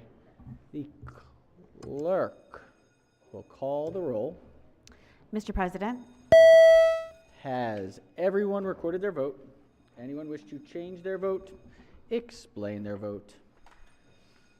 If not, the clerk will take the call. With 32 votes in the affirmative, Senate Bill 342, having received a constitutional majority, is declared passed. Clerk will read the next bill. Senate Bill 587, Senator Muse, State Government Maryland Reparations Commission. Senate Bill 587 is on third reading for final passage. Any discussion? If not, clerk will call the roll. Mr. President? Has everyone recorded their vote? Anyone wish to change their vote? Explain their vote. If not, the clerk will take the call. With 32 votes in the affirmative, Senate Bill 587, having received a constitutional majority, is declared passed. We have that special order 447. If we could pull that up, if the clerk could read the special order. Senate Bill 447, Senator Lamb, Hospitals, Emergency Pregnancy-Related Medical Conditions Procedures. Bill is on third reading for final passage. All right, Senate Bill 447 is on third reading for final passage, recognizing the minority whip. Thank you, Mr. President. And, you know, we've had a lot of discussion about abortion over the past few years in our state, and we've had a ballot initiative that has basically removed any impediment to having abortion at any stage. Our state uses taxpayer funds to fund Medicaid abortions, and now we're going to later have a bill we're going to approve to allow for ratepayer funds to be used to set up more abortion locations and more abortion services throughout the state.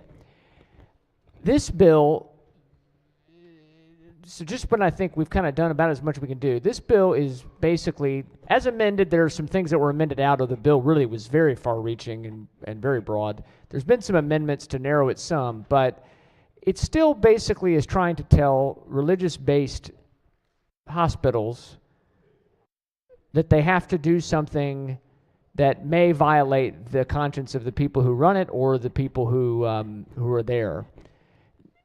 Also, federal law already provides protections for the need if there was an absolute emergency, which very, very rarely happens, but an absolute emergency or an abortion needed to happen because of the life of the mother. It's already protected in federal law. You'll hear that, oh, now that Trump is president, it may not happen, but it's protected under federal law. And hospitals have a duty, to do no harm.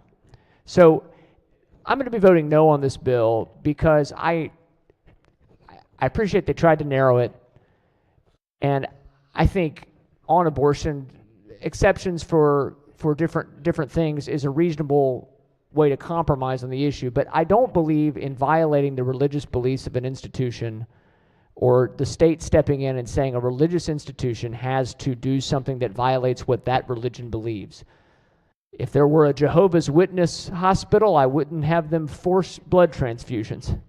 Okay, so to me, this is an issue of sort of religious freedom and liberty, and the Supreme Court's been involved in this with Little Sisters of the Poor and others during the Obama administration. So that's why my vote is red. It is not because of any other issue that, you know, we care deeply about keeping people safe, the lives of mothers and babies. But for me, the reason I'm voting red is because I don't believe we should cross a line where we are dictating to religious institutions. So I appreciate the time, Mr. President, and we special ordered it, the special order, to be sure we could have a little time to discuss the issue if need be, but my vote will be red. Thank you. Thank you, Senator. All right, bill's on third reading for final passage. Any further discussion? If not, the clerk will call the roll. Mr. President? Has everyone recorded their vote? Anyone wish to change their vote? Explain their vote? If not, the clerk will take the call. With 33 votes in the affirmative, Senate Bill 447, having received a constitutional majority, is declared passed. All right, we've got some of these special orders that are still hanging out here. This is 38. I think we were waiting on an amendment. Let's see if we have it.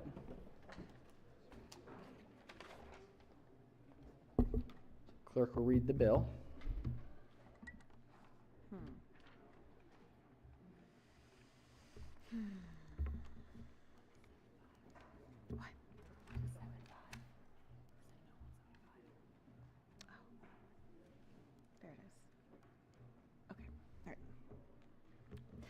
Senate Bill 175, Senator Lewis Young, Public Safety, Congruated Stainless Steel Tubing for Fuel Gas Piping Systems, Requirements and Prohibitions. Question on the adoption of the two committee amendments and the favorable report. Questions on the two committee amendments? Recognize the chair of the committee. Yes, I think we can go ahead and adopt the two committee amendments and the favorable committee report. All right, questions on the amendments? Any discussion? Any objections? Without objection, the two committee amendments are adopted. Question now is on the amended report. Any discussion? Any objections? Without objection, the amended report is adopted. Are there any amendments to the bill or its title? Seeing none. Senate Bill 175 is hereby ordered printed for third reading. We've got another one that we were waiting on an amendment. This is special order number 39. If you call that up, see where we are. Senate Bill 1023, Senator C. Jackson, Employment Discrimination, Fire and Rescue, Public Safety Employees, Use of Medical Cannabis. Bill is on second reading and open to amendment. All right, bill is on second reading. We have an amendment, it looks like from Senator from District 4.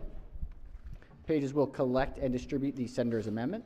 Just give us a moment to load it up here, and while we're waiting, we can say hello to, it looks like some of the House pages have joined us here. If we could welcome them, give them a warm Senate welcome. Thank you all for your service. Welcome. Sticking through.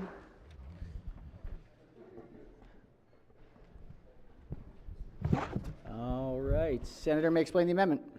Thank you, Mr. President. My amendment is 613429/1, and for the purposes of this amendment is that in the incident that, or in an instance where an employee comes to work impaired, if a firefighter or a public safety rescue employee reports to work while impaired by cannabis, the employer shall report the incident to the State Emergency Medical Services Board. And with that, I would ask to move the amendment. All right, Senator moves the amendment. Let's hear from the bill sponsor on the amendment. Thank you, Mr. President. We see this as a friendly amendment. All right, committee sees it as a friendly amendment. Any objections from the floor? Without objection, the amendment is adopted. Any other amendments to the bill or its title? Seeing none, Senate Bill 1023 is hereby ordered printed for third reading. All right, let's try and get through these second reader calendars.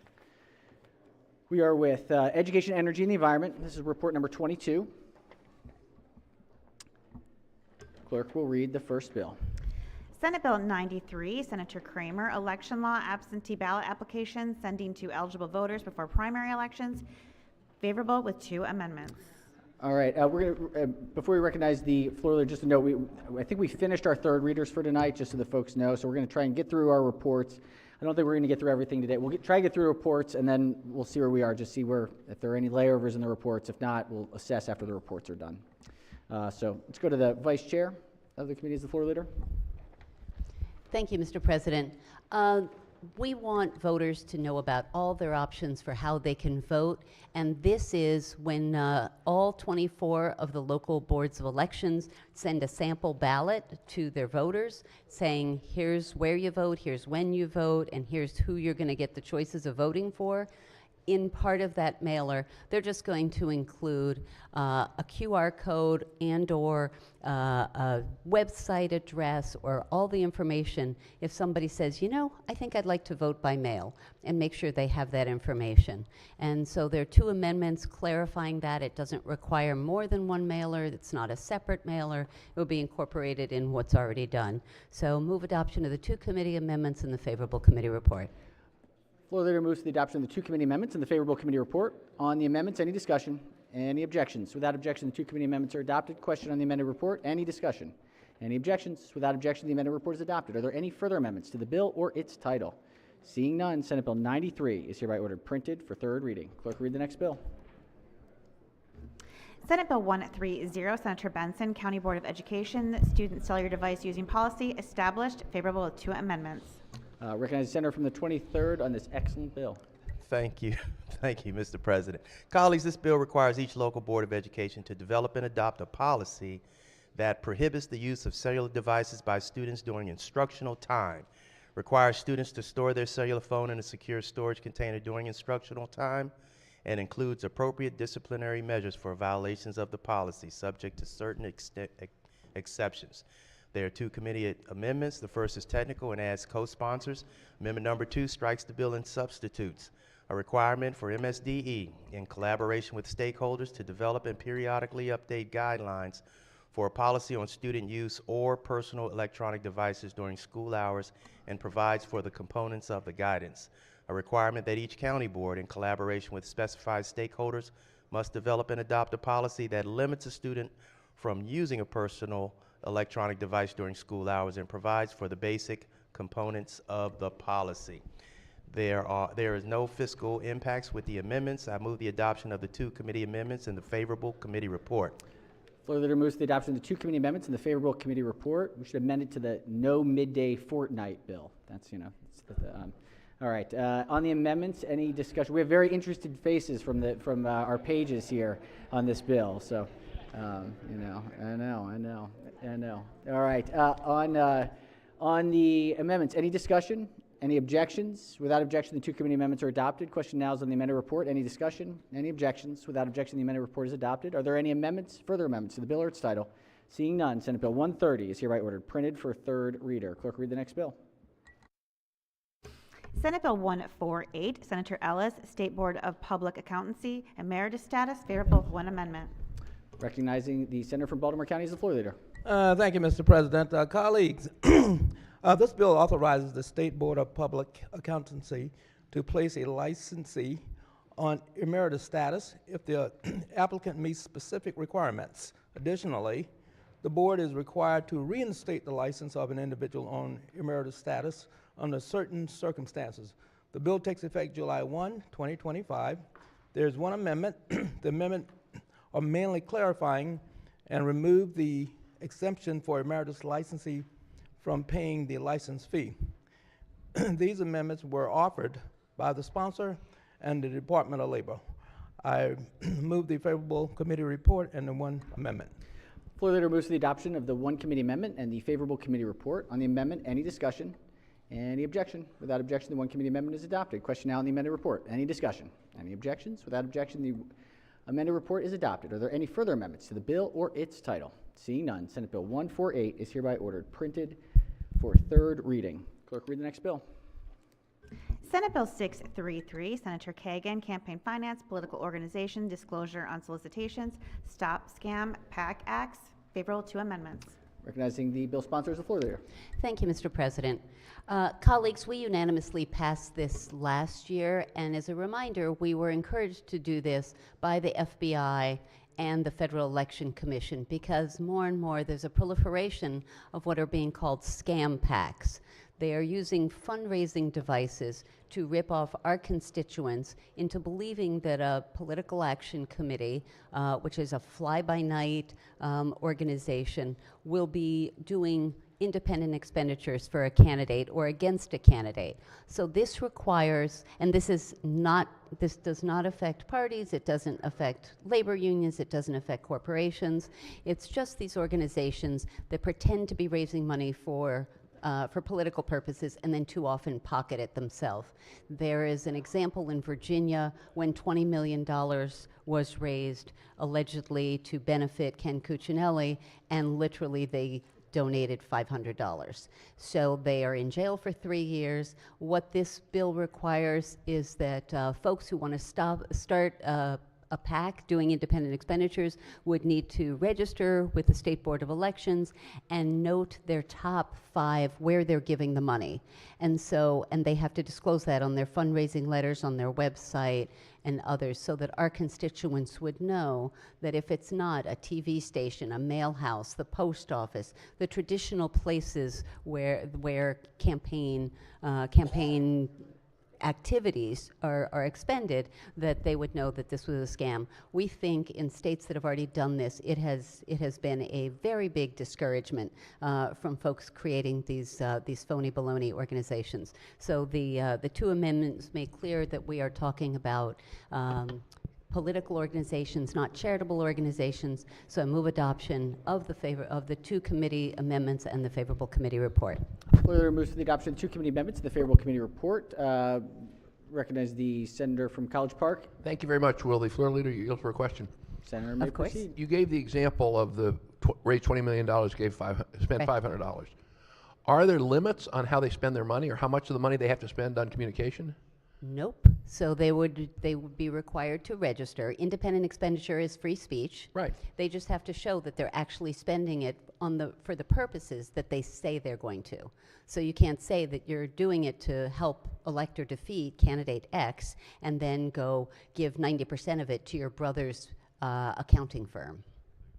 Well, to push that a little bit, though, if I may, I mean, if there isn't a restriction on how much they have to spend in campaign purposes, they could spend 90% of the money on related services from accounting firms, from direct mail firms, from advertising firms, et cetera, and not on communication. Advertising is the wrong example, but they could use it on overhead. Let me put it that way.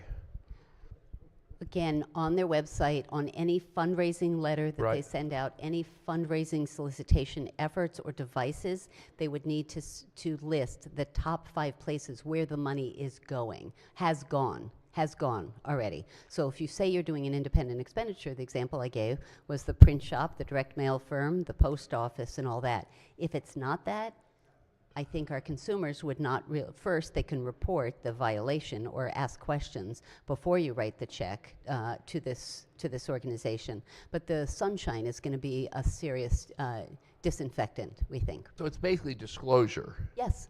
Okay, that's what I didn't understand. So basically, the idea is the enforcement will be people will hear about it, look at it, and say, I'm not going to give these guys because. 100%. I got it. Okay, thank you. Thank you, Mr. Senator. President. All right, recognize the minority whip. Thank you, Mr. President. I wanted to ask the floor leader a quick question, if I could. Of course. We Senator talked Ramsey. about this bill last year. We all supported it. Is it anything different? Because I see an amendment. So there are 2 things. One, it had that you had to list 10 last year. We made it easier, 5, and sort of a lighter load. And we made clear that this does not apply to charitable organizations or anything. This is really political action committees for the independent expenditures only, and specifically says not unions and not corporations. And if they're, thank you, and if they're based in the state, obviously, we don't have any control of our federal scam PAC, correct? Federal PACs. This is, I mean. Right, the Federal Election Commission. There's a PAC that spent like hundreds of millions of dollars, and they'll be like, yeah, we're going to advertise in Palm Beach so Donald Trump sees it, and it doesn't actually influence elections. It's just like a big, grift. So, and you have it on the right and the left. So, but if it's a federal PAC, we don't have any control A over federal that. PAC would be enforced, supervision, oversight would be by the Federal Election the Commission. FEC, right. So this would be the Maryland State Board of Elections, which is where they register, which would do the enforcement, So it's Maryland state PACs and IEs and those kind of things. or those who want to solicit, sorry. Yeah, right, that's what I said. Right. That's fine. That's great. So the only difference is we're just doing like 5 instead of 10 and a couple of those things. And just clarifying that it doesn't have any impact at all on charitable Great. organizations. That's good. Yeah, no, this is a good bill. We want to try to cut down on this behavior. So thank you. 100%. All right, thank you, Senator. Question on the 2 amendments. Any further discussion? If not, all in favor of the amendment say aye. Opposed, nay. We got one. That's enough. The ayes have it. 2 committee amendments are adopted. Question now is on the amended report. Any discussion? Any objections? Without objection, the amended report is adopted. Are there any further amendments to the bill or its title? Seeing none, Senate Bill 633 is hereby ordered printed for 3rd reading. Clerk, read the next bill. Senate Bill 764, Senator Zucker, State Designations, State Mineral, Chromite, State Mineral Act, favorable. Recognize the senator from the 35th District as the floor leader. Thank you, Mr. President. The state of Maryland has a rich mining history and vast mineral resources. What this bill does simply designates chromite as the state mineral. There are no amendments. I'd like to move for adoption of the favorable committee report. All right, floor leader moves to the adoption of the favorable committee report. Any discussion? Recognize the senator from District 7. I'm sorry, I just got to ask, what makes this so unique to Maryland? Why? So, thank you. So this actually there's this material, this rock is all over the state of Maryland, Montgomery County, I believe Prince George's, Hartford, Cecil. As a matter of fact, in Jarrettsville, an area of the state that you and I kind of share, Is that Rigdon's place? Rocks Chrome Hill Road and also Chrome Hill Road are named after this mineral. Okay. So it has a distinct Rigdon state Farm. of, what's that? Rigdon Farm? Up at John Rigdon's place. I shouldn't say his name, sorry. I believe we have some farmers that Okay, live now I on understand. Rocks Chrome Hill and also Chrome Hill Road. Yeah, no names. I'm sorry. I just know the farm because Chrome Hill Road. I'm just curious because I didn't know if it was just unique to Maryland or is it international? So Maryland already has a state gem, which is the Patuxent River Stone, which is something that, you know, it also pertains to Maryland. But this is something that a mineral that is found in Maryland. Just in Maryland. I believe Pretty much it's unique. I believe it's Mostly Maryland. Okay. All right. All right. On the report. Sounds good to me. Thank you, Senator. You sold me, Senator. Any further discussion? Any objections? Without objection, the favorable committee report is adopted. Are there any amendments to the bill or its title? Yes. Recognize the senator from the 34th. Yes, I just want to ask my good friend from Harford County, does this mineral have any value? Yes, it is very valuable. A matter of fact, it is the main source of metal chromium, a metal used to induce hardness in steel. All right, excellent. Okay, now we know. All right, any amendments to the bill or its title? Seeing none, Senate Bill 764 is hereby ordered printed for third reading. Clerk, read the next bill.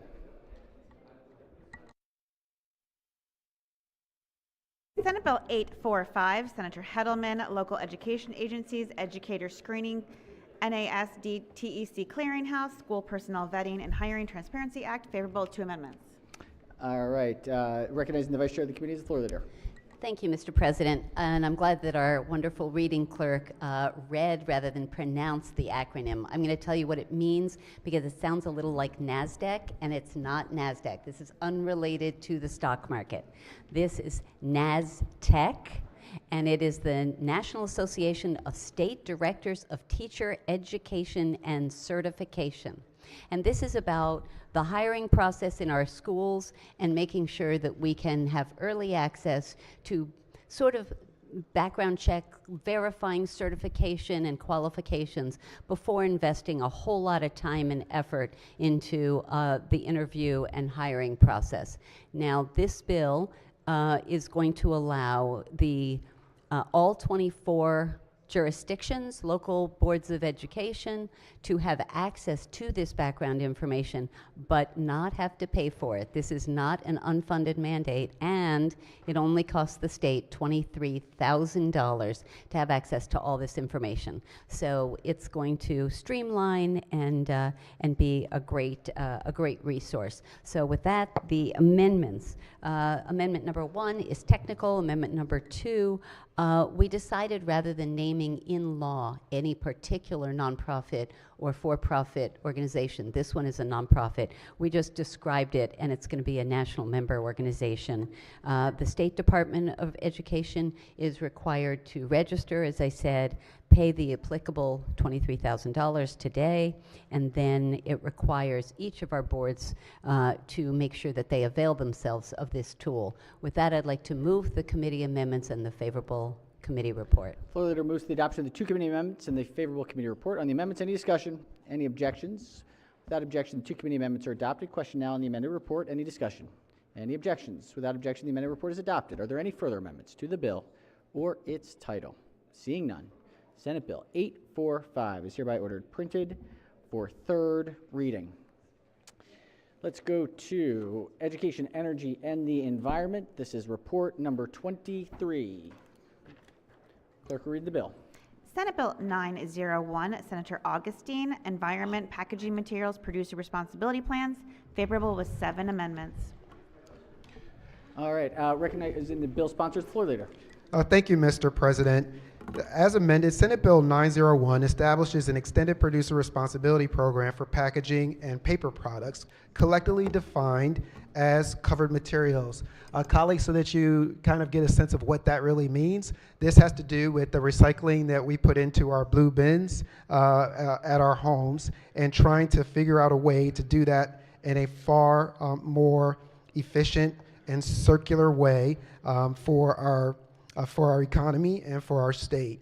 2 years ago, this body helped to move forward a framework for this producer responsibility program.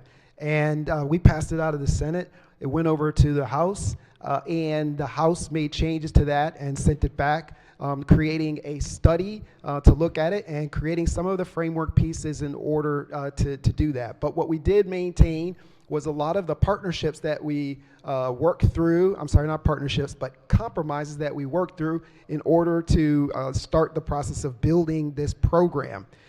2 years later, we have a completed needs assessment.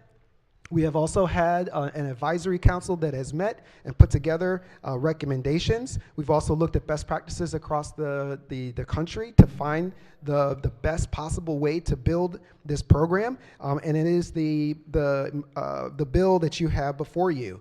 Largely speaking, the policy goals are to have less waste in landfills, lower costs for our taxpayers, more sustainable products, fewer greenhouse gas emissions, and cleaner communities.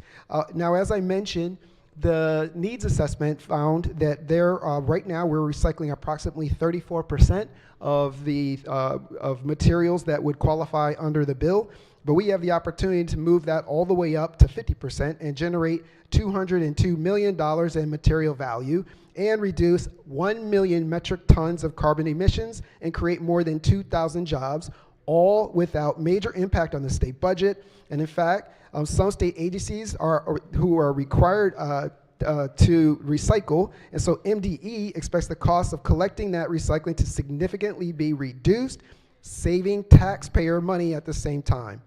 So this is the bill that we have before us, and there are a series of significant amendments that I will now share. In general, the amendments update the extended producer responsibility program to apply to paper products in addition to packaging.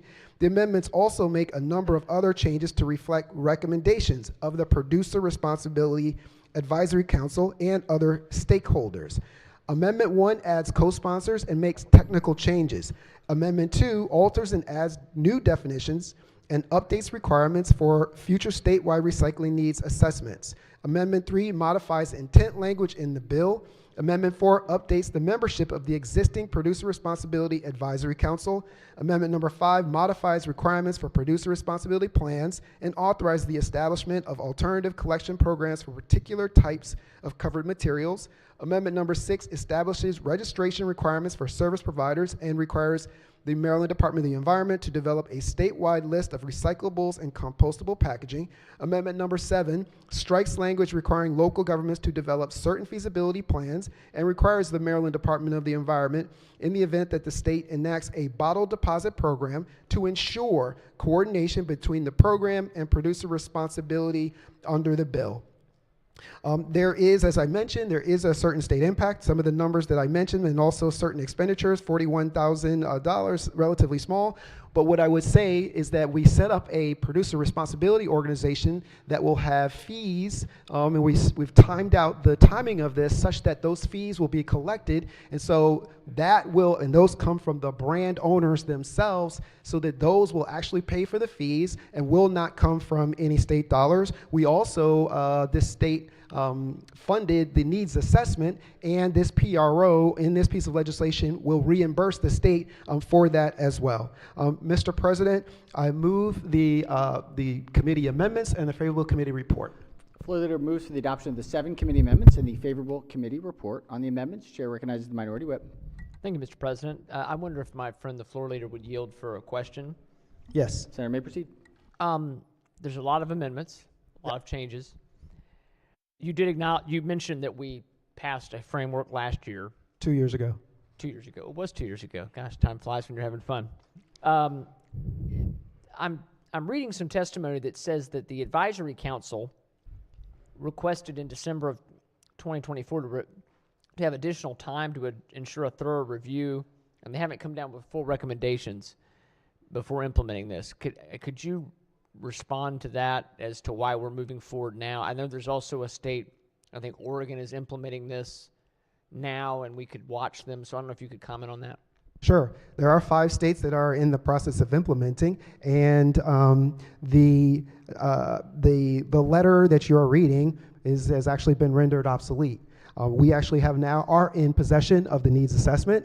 We are actually now in possession of the recommendations, and that was used to build this legislation. Very good. Good to know that.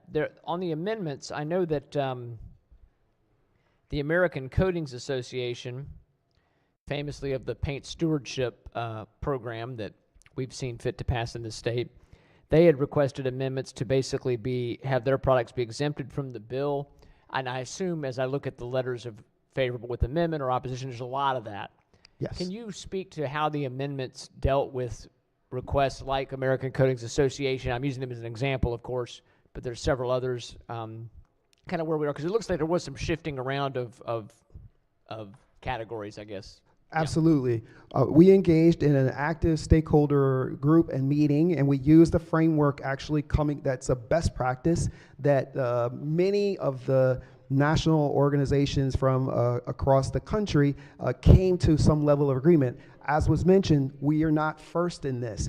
In those places, there is a significant and long list of exemptions that have been agreed to that incorporate much of it, and also do incorporate our current law, which is, of course, our Paint Stewardship Council, such that those would not apply in this piece of legislation. Is that, thank you, and is that because they're already covered under the paint stewardship, so they don't have to be covered twice? Okay.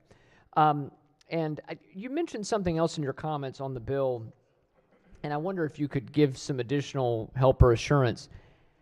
What are the assurances that this won't ultimately get passed on to consumers? Because, and I know sorry, Mr. President, I know we're supposed to be careful about you. I know that the floor leader and I both care about ratepayers and folks, especially at the lower end of the economic scale. So that's an assertion that's been made. I feel like every time I hear that assertion, it never ends up being true. It always gets passed on to people at some point. So I don't know if you could speak to that. Yeah, I would be happy to do so. What I would share with you is that the way that we are currently set up, the whole costs are borne by us for the waste, as I mentioned, in the landfills. They're borne by us in the cost that we may have for recycling.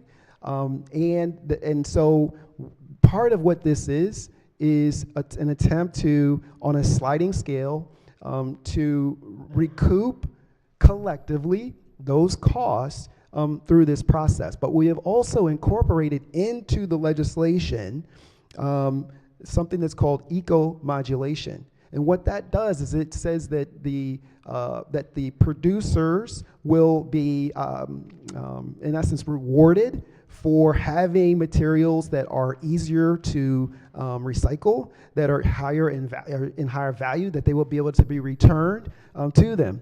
The other thing that I will suggest to you is that when fully implemented, this just really becomes a part of how those packaging pieces do their business. In other places across the world where they have much higher levels of recovery, they're able to get those materials. They're a part of the cycle. They're able to get those materials back in the process. And so that in the end, it does not cost more money because we're taking down the overall cost of the product, the overall cost of the overall ecosystem as a whole, therefore not passing those costs on to the individuals. Thank you. That sounds great. But if I'm a producer and I'm having to make changes to my packaging, generally the packaging probably, you're saying it will not become more expensive, the packaging, it should become cheaper if they, and I know sometimes you find ways to use less plastic and less dyes, and so that can be good. But there's also times that having something become more recyclable does add cost. So I don't know, so we just. So the producers are a part of the producer responsibility organization, and what this does is it creates plans. They work together on it to determine what basically the entire sort of ecosystem, from the development of the packaging and then also working with the service providers at the other end to sort of create this plan that's the most efficient plan. And we're going to do this over the course of many years. So it's thoughtful, it's trying to take the time so that when you do get there, you're doing it in an efficient way and it's not actually costing additional money by really taking the time to work together. It's a multi-year process in order to make sure that you're just really creating great efficiency. It's actually good for business. The senator. Well, I wasn't actually referring to the senator. I'm referring, generally speaking, to a you, but I'm struggling right now. Okay, that's okay. Okay. How about a business? When you're in business, there you go. We might need a refresher because I may be confused too, so it's fine. When you're in business and the business is making decisions, you have a cost of doing business. And that you build up your entire cost of doing business for the end product that you are delivering, and you have to make certain decisions. And this simply says that we want to make sure that we incorporate the recovery of that as a part of that process. But it is already a part of the process. This is why this bill has got really strong support from the actual brand producers, because they are already incorporating this into the way that they do business. They already have to do it in a number of countries across the world, and it's definitely coming here. Oh, that's a good suggestion. Thank you. An entity would be able to do those kinds of things. That is a good word. Okay, Mr. President, I have other questions, and I think there might be some opportunity for, or maybe a couple of suggested amendments. So and I don't want to belabor it tonight because it's getting late. So could we? I'm sure it was an expectation that we would. I did want to move to lay the bill over under the rule, and I know we'll have some time on Monday to do some things. So I'd move the bill, lay the bill over. Senator's motion is in order. The bill and the amendment will lie over under the rule. We are on report number 24. Clerk will read the first bill.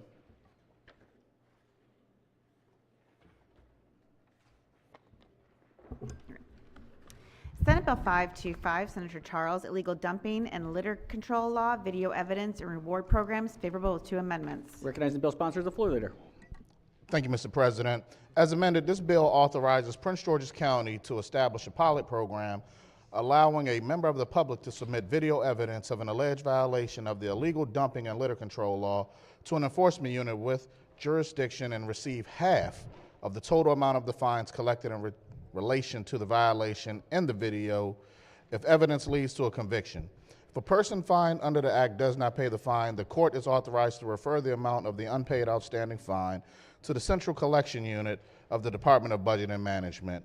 The committee has 2 amendments. Amendment number 1 is technical, and amendment number 2 makes the bill apply to Prince George's County and makes it a pilot program. I move the amendments. Floor leader moves to the adoption of 2 committee amendments in the favorable committee report. On the amendments, any discussion? Any objections? Without objection, the 2 committee amendments are adopted. Question now on the amended report. Any discussion? Any objections? Without objection, the amended report is adopted. Are there any further amendments to the bill or its title?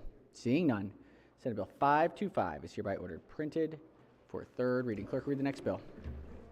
Senate Bill 669, Senator Heddleman, Public Safety, Rape Kit Testing Grant Fund Alterations, favorable with 2 amendments. Recognizing the Senator from Montgomery County is the floor leader. Thank you, Mr. President.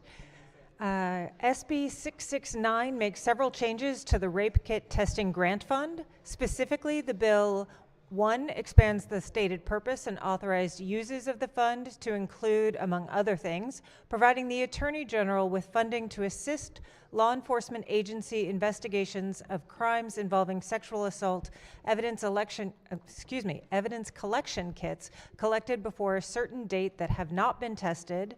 2, alters the requirements of the executive director of GOCAP regarding the distribution of funds from the fund. And 3, prohibits the fund from being used to support the sexual assault evidence collection kit tracking program. There are 2 committee amendments. First amendment is technical. Second amendment adds clarifying language, corrects an erroneous reference, and provides for the awarding of grants by GOCAP for 36-month periods. Move the amendments and the favorable committee report. Floor leader moves to the adoption of the 2 committee amendments and the favorable committee report. On the amendments, any discussion? Oh, yes, recognizing the majority leader on the amendment. Thank you. If I could ask a question, please. Have you been given any kind of assurances that they are going to do something with the rape kits that they have not done anything with for several years? That's what this bill is all about. Okay. Sounds good. Thank you. Great. All right. Thank you, Senator. Any further discussion? If not, any objections to the amendments? Without objection, the 2 committee amendments are adopted. Question now is on the amended report. Any discussion? Any objections? Without objection, the amended report is adopted. Are there any further amendments to the bill or its title? Seeing none, Senate Bill 669 is hereby ordered printed for 3rd reading. Clerk, read the next bill.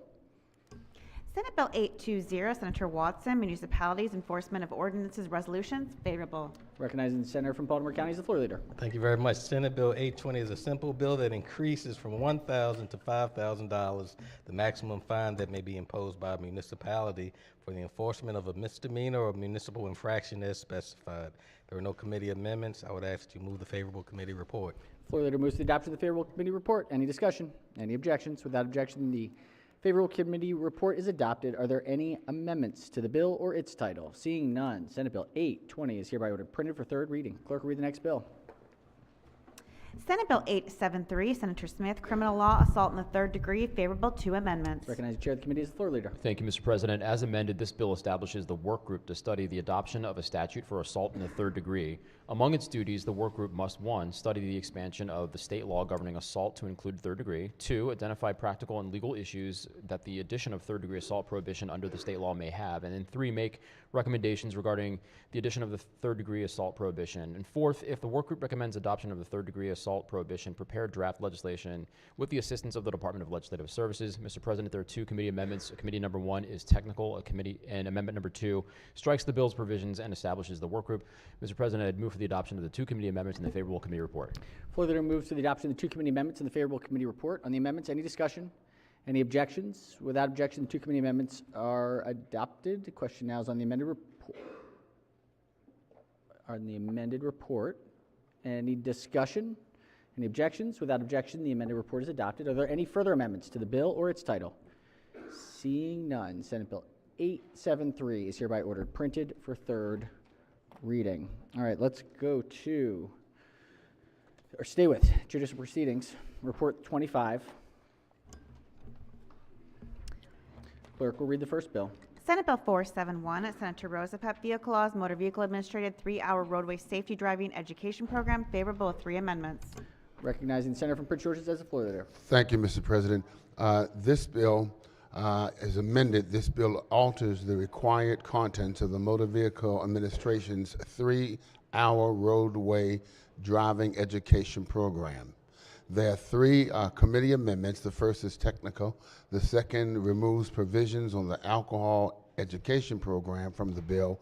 And amendment number 3 retains the administration's ability to certify a private entity to offer the 3-hour roadway safety education programs. I move favorable on the bill and the amendments. Floor leader moves to the adoption of the 3 committee amendments and the favorable committee report. On the amendments, any discussion? Any objections? Without objection, the 3 committee amendments are adopted. Question now is on the amended report. Any discussion? Any objections? Nope. All right. Okay. On the amended report, any objections? Without objection, the amended report is adopted. Are there any further amendments to the bill or its title? Seeing none, Senate Bill 471 is hereby ordered printed for 3rd reading. Clerk, read the next bill. Senate Bill 590, Motor Vehicles, Reckless, Negligent, and Aggressive Driving, favorable with 3 amendments. Recognize the Vice Chair of the Committee as the floor leader. Thank you, Mr. President. As amended, this bill alters the nature of reckless driving and increases the maximum monetary penalties for negligent driving and aggressive driving. The bill also alters the definition of aggressive driving, expands the definition of reckless driving to include driving a vehicle at a speed of at least 30 miles per hour over the posted speed limit. It also alters the points assessed by the Motor Vehicle Administration. There are 3 committee amendments. Amendment number 1 adds co-sponsors. Amendment number 2 is technical and adds to the short title. Amendment number 3 reverts one change being made to the definition of aggressive driving. Mr. President, I move the 3 committee amendments and the favorable committee report. Floor leader moves to the adoption of the 3 committee amendments and the favorable committee report. On the amendments, any discussion? Any objections? Without objection, 3 committee amendments are adopted. Question now on the amended report. Any discussion? Any objections? Without objection, the amended report is adopted. Are there any further amendments to the bill or its title? Seeing none, Senate Bill 590 is hereby ordered printed for 3rd reading. All right, clerk will read the next bill. Senate Bill 710, Senator King, criminal law, motor vehicle or vessel, criminal negligence, favorable with 3 amendments. Recognize the Vice Chair of the Committee. Thank you, Mr. President. As amended, this bill establishes that a person may not drive, operate, or control a motor vehicle in a criminally negligent manner. A violator is guilty of a misdemeanor and on conviction is subject to imprisonment of up to 6 months and a maximum fine of $5,000. There are 3 committee amendments. Amendment number 1 adds co-sponsors. Amendment number 2 is technical and adds to the short title. Amendment number 3 breaks the new prohibition into a new section and makes the prohibition apply only to motor vehicles, not vessels. Mr. President, I move the 3 committee amendments and the favorable committee report. Floor leader moves to the adoption of the 3 committee amendments and the favorable committee report. On the amendments, any discussion? Any objections? Without objection, the 3 committee amendments are adopted. Question now is on the amended report. Any discussion? Any objections? Without objection, the amended report is adopted. Are there any further amendments to the bill or its title? Seeing none, Senate Bill 710 is hereby ordered printed for 3rd reading. Clerk will read the next bill. Senate Bill 1030, Senator Attar, Baltimore County and Baltimore City vehicle laws, lighting on privately owned vehicles, favorable. All right. Recognize the senator from Baltimore County as the floor leader. Thank you, Mr. President. Senate Bill 1030 authorizes up to 5 of the highest ranking officers for each nonprofit, volunteer, emergency medical organization located in Baltimore County and Baltimore City and operating under a commercial ambulance service license to equip their privately owned vehicles with red and white lights or signal devices. The lights or the signal devices may only be displayed while traveling to or at the scene of an emergency. There were no committee amendments. I would ask that we move the favorable committee report. Floor leader moves to the adoption of the favorable committee report. On the report, any discussion? Any objection? Without objection, the favorable committee report is adopted. Are there any further amendments to the bill or its title? Seeing none, Senate Bill 1030 is hereby ordered printed for 3rd reading. All right. We got layover calendar 25. Clerk will read the bill. Senate Bill 396, Senator McKay, Public Safety Officer, Performance of Duties, Death and Disability Benefits. Question is in the adoption of the 2 committee amendments in the favorable report. Question is on the 2 committee amendments. Recognize the Vice Chair of the committee.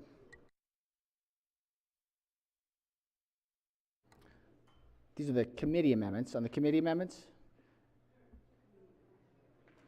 All right, on the amendments, any discussion? Any objections? Without objection, the 2 committee amendments are adopted. Questions on the amended report? Any discussion? Any objections? Without objection, the amended report is adopted. Are there any further amendments to the bill or its title? Seeing none, Senate Bill 396 is hereby ordered printed for 3rd reading. Let's go to 18. Clerk will read the bill. Senate Bill 848, Senator Gazzone, Public Health Abortion Grant Program Establishment. Question is in the adoption of the 1 committee amendment and the favorable report. All right, the question is on the 1 committee amendment. Recognizing the senator from District 1. Questions on the committee amendment? On the committee amendment. We have not yet adopted the committee amendment with the report. I'll stand up in a second. Okay. On the amendment, any discussion of the amendment? Any objections to the committee amendment? Without objection, the amendment is adopted. Question on the amended report. Any discussion? Any objection? Without objection, the amended report is adopted. Recognize the senator from District 1 potentially has an amendment. Thank you, Mr. President. All right, thank you. We will have the pages distribute the amendment. Give us just a moment to load it into the machine here.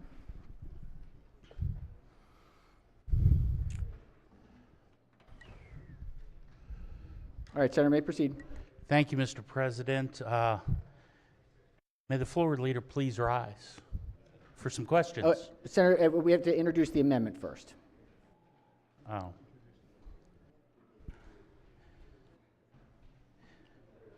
Okay, colleagues. So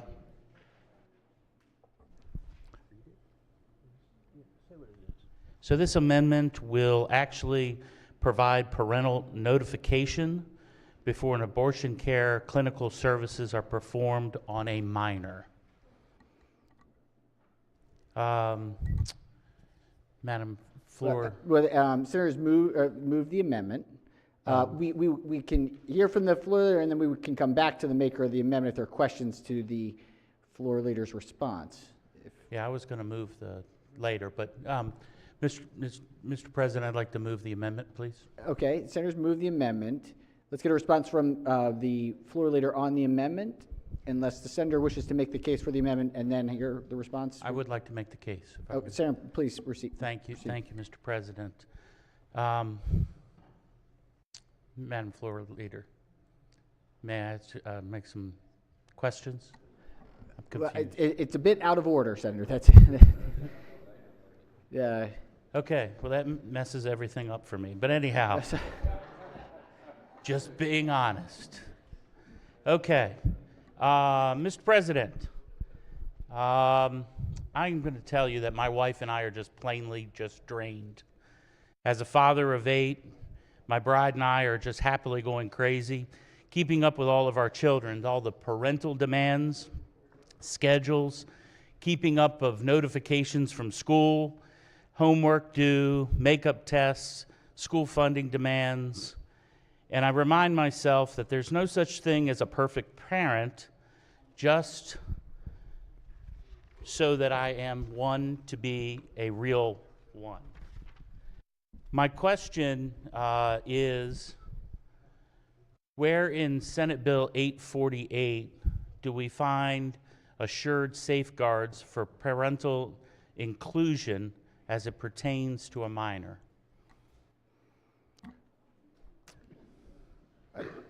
If the Senate... I'm messing this up. I apologize. Well, that's what my amendment does. How about this? I would say you move the amendment. Let's get. I move my amendment, Mr. Let's hear from the floor leader on the response to the amendment. Thank you very much, Mr. President. I want to thank the good senator. He gave me the opportunity to review this amendment earlier today, and I understand his concerns regarding parental involvement in the healthcare decisions of minors. However, I must respectfully oppose this amendment. First, it falls outside the scope and intent of this bill, which is specifically focused on establishing a grant program for abortion services. And second, while I understand and respect the concerns that were raised, this issue has been thoroughly debated and legislated in this body. And adding this requirement here is not appropriate because Maryland law already includes a parental notification requirement for abortion services. Under existing statute, a qualified provider must notify a parent or guardian before performing an abortion on an unmarried minor, except in limited circumstances, such as when the minor does not live with a parent or guardian and reasonable efforts to provide notice have been unsuccessful. And because this requirement is already in place, this amendment is unnecessary. I appreciate the maker of the amendment, but I would urge my colleagues to reject this amendment. Thank you, Mr. President. All right, we've heard from the floor leader. Just as for the parliamentary procedure, generally we'd see if there are any senators who wish to speak who have not yet spoken, and then we will hear from the senator from District 1, the maker of the amendment. Certainly. Does the senator have a question for the floor leader? I do. On the response, yes. Thank you. Will the floor leader yield to a question? Senator may proceed. So the purpose of this amendment really is to support eligible organizations and support the good standing, and therefore providing parental notification. As I understand, it may be stated somewhere else in the code, but as it pertains to eligible organizations, and as I said, support in good standing, I don't see the problem with adding this amendment here. Well, I appreciate that. However, it's already in code. It's in section 20-103 of Health General. It's not needed to be included here. Providers already are required to give consent, acceptance, or required to give notification to the parent or guardian, except in limited circumstances. So I would just ask the body to reject this amendment. Thank you, Mr. President. Thank you, Senator. Are there any further discussion on the amendment? If not, recognize the minority whip. Mr. President, just speaking in support of this amendment, I think it's important to note this grant program that's set up by taking ratepayer dollars from every ratepayer in Maryland monthly. So it's a $12 abortion funding tax a year on everybody who pays insurance in Maryland. It's being set up here, despite our attempts in the committee some of us wanted to limit this to make sure it was only for in-state folks. This is basically being set up. It's been stated in the testimony because there's lots of out-of-state people coming in. And I just think it's really important that we have some respect for minors and for their relationship in the world and with their parents. And so I think this is a good common sense amendment. This is not putting parental notification in place for every abortion that takes place in Maryland. I mean, I would agree with that, but I understand that's not where our state's policy is. But this is about these programs are going to be set up, sometimes even in new clinics and new places, where people are going to be coming from all over the place. I just think it's an important check against the ability of, making sure that parents know what's going on, and making sure that there's just respect for that and protecting young people. So, Mr. President, I support the amendment, and I will. I'd ask for a roll call, and if the gentleman has it, I'm not sure if he did, but I would definitely like a roll call on this. All right, on the amendment, any further discussion? If not, the clerk will call the roll. Mr. President, Has everyone recorded their vote? Anyone wish to change their vote? Explain their vote. If not, the clerk will take the call. With 29 votes in the negative, the senator's amendment fails. Are there any further amendments to the bill or its title? Recognize the senator from the 38th district. Thank you, Mr. President. I was rising to offer an amendment, but I had a couple questions before I do to see if I still need to offer the amendment. Earlier, the floor leader and I, if the floor leader would rise. So technically, Senator, the challenge here is that we've already adopted the report.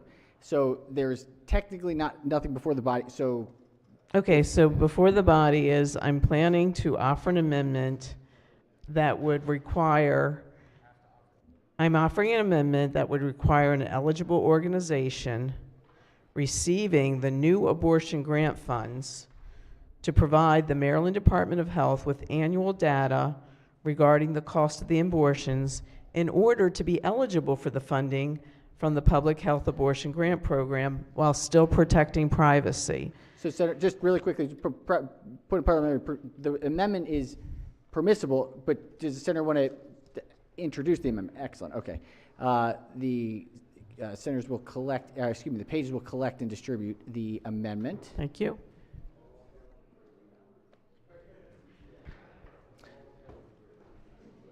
Thank you.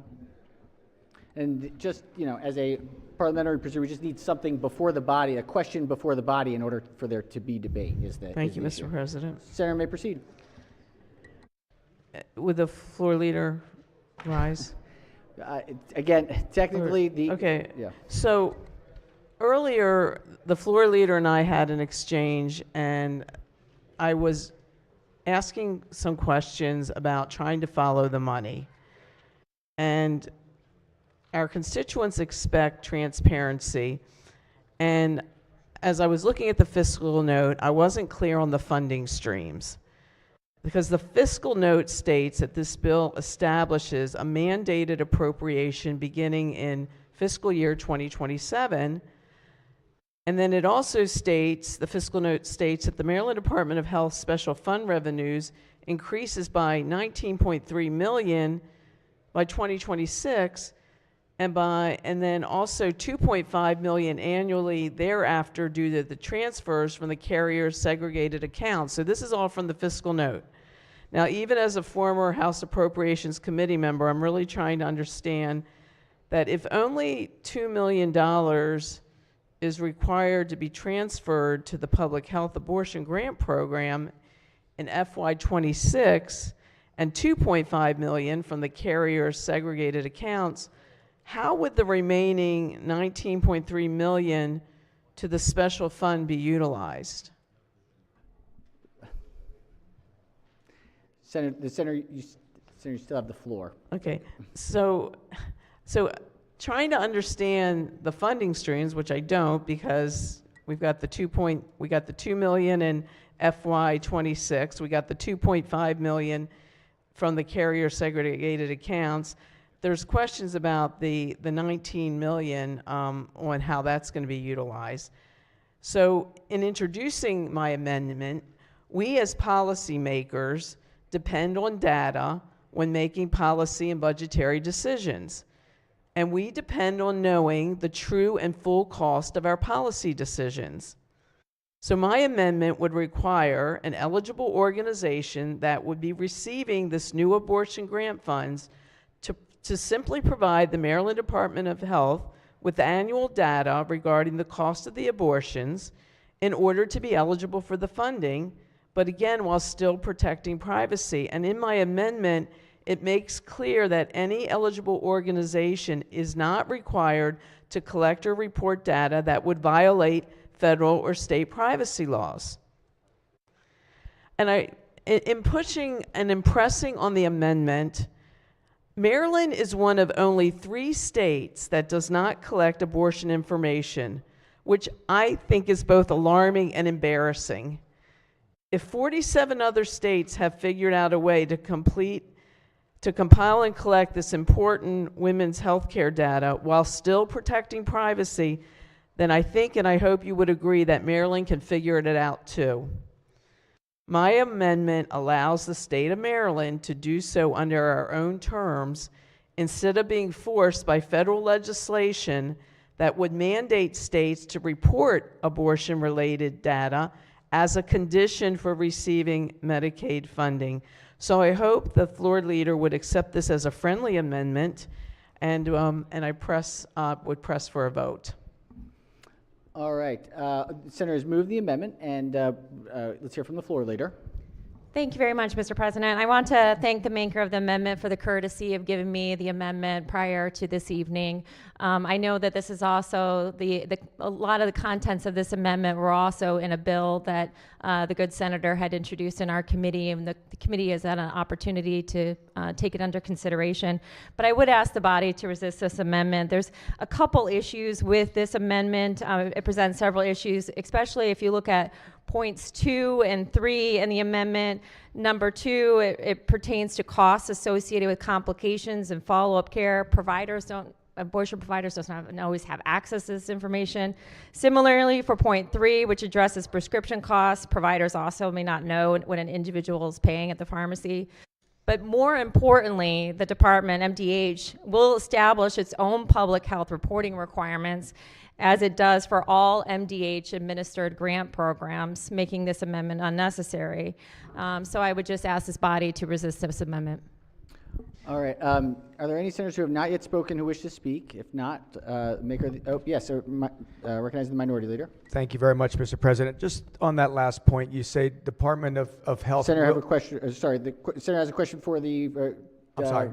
Would the floor leader? The floor leader yield for a question? Yes, I'm sorry. Yes, Mr. President. Senator may proceed. Sorry about that. You just had mentioned that the Department of Health would provide a report as it always does. It would establish reporting requirements. It wouldn't generate a report. It would establish reporting requirements from the grant recipients, as it does for other programs that it administers. So it establishes reporting requirements, and in those requirements, is a report generated, or what's that? What is done with that information? I guess to be clear, there's no report that necessarily MDH, to my knowledge, there's no report that necessarily that MDH would generate. But there may be reporting requirements as far as costs, things like that. I wouldn't know specifically, but I do know that at the very least, the information that I have is that for other grant programs that MDH administers, they do have reporting requirements. So those are things that we would defer for MDH in order to set up. In order to manage the contracts they have to make sure that certain terms of the grant awards are met. Okay. And again, this is on second reader. Is maybe we could find out where that information is or how that's written to make sure that we fully understand how that's done before third Mr. reader. President, it's not that it's written. It's something that if we pass this, there'll be certain requirements, sort of like regulations, that MDH would then promulgate certain reporting requirements, and that is what's procedurally done for other grant programs that MDH does. There's nothing set up right now. It's something that we set this up. If we pass this bill, then ultimately MDH would have certain reporting requirements that they would set up under this program, much as they do for other grant programs that they administer. Okay, right. But it would be similar to what we've seen them do before with other grant programs. We would expect it to be similar. I would expect it to be similar. Okay. Yes, and then, Mr. President. And then we could take a look at what those previous grant programs are and at least have an understanding of what we would think the reporting would look like. I would guess so. Okay. All right. Thank you very much. Thank you, Mr. President. All right. Any further discussion on the amendment? If not, the clerk will call the roll. Mr. President, Has everyone recorded their vote? Anyone wish to change their vote, explain their vote? If not, the clerk will take the call. With 32 votes in the negative, the senator's amendment fails. Recognize the minority whip has an amendment. Pages will collect and distribute the senator's amendment.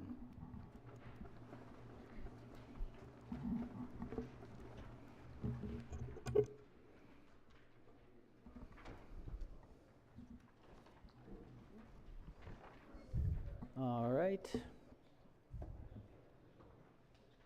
Senator may explain the amendment. Thank you, Mr. President. Once again, I want to reiterate what I said earlier in my comments, that this is a program that we're going to be funding that's going to provide access to abortion for women in Maryland, but also from all over the place. And that's part of the stated goal of the bill. And one of the things that is very troubling is we don't ever want people to feel that they have no option or feel or be doing anything to their body that they feel either subtly or completely legally coerced. And there have been a lot of cases of abortion coercion.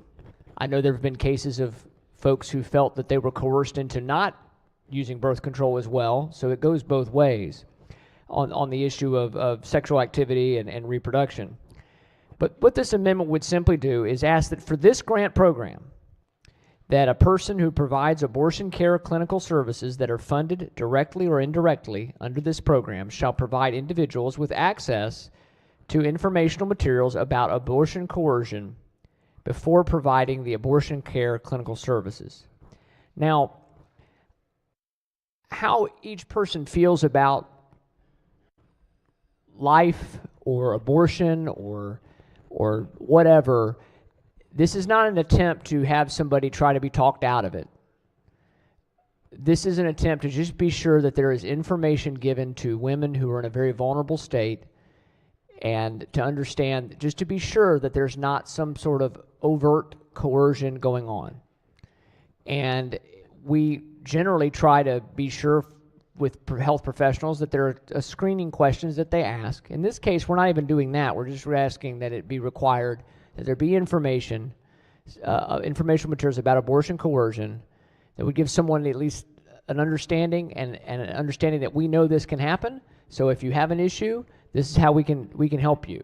And so I think it's a reasonable amendment. It's a safeguard because, again, we're setting up, our state struggled with attracting business and our private sector job growth. It seems like this is an area we're moving forward on that's viewed as a way to grow our jobs.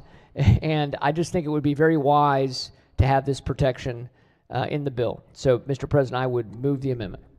All right, Senator moves the amendment. Let's hear from the floor leader. Thank you, Mr. President. I also want to thank my good friend from Carroll County for bringing this amendment to me prior to this evening. However, I would still oppose this amendment for several reasons, and also would ask the body to also reject this amendment.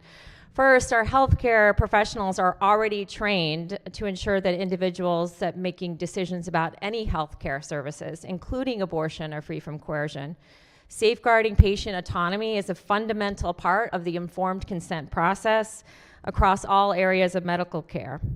Furthermore, in Maryland, we do not enshrine clinical standards for specific healthcare procedures into statute, and abortion is no exception. Medical best practices evolve, and it is the role of healthcare professionals, not legislators, to determine appropriate standards of care. And finally, most importantly, we trust women to make their own healthcare decisions in consultation with their providers.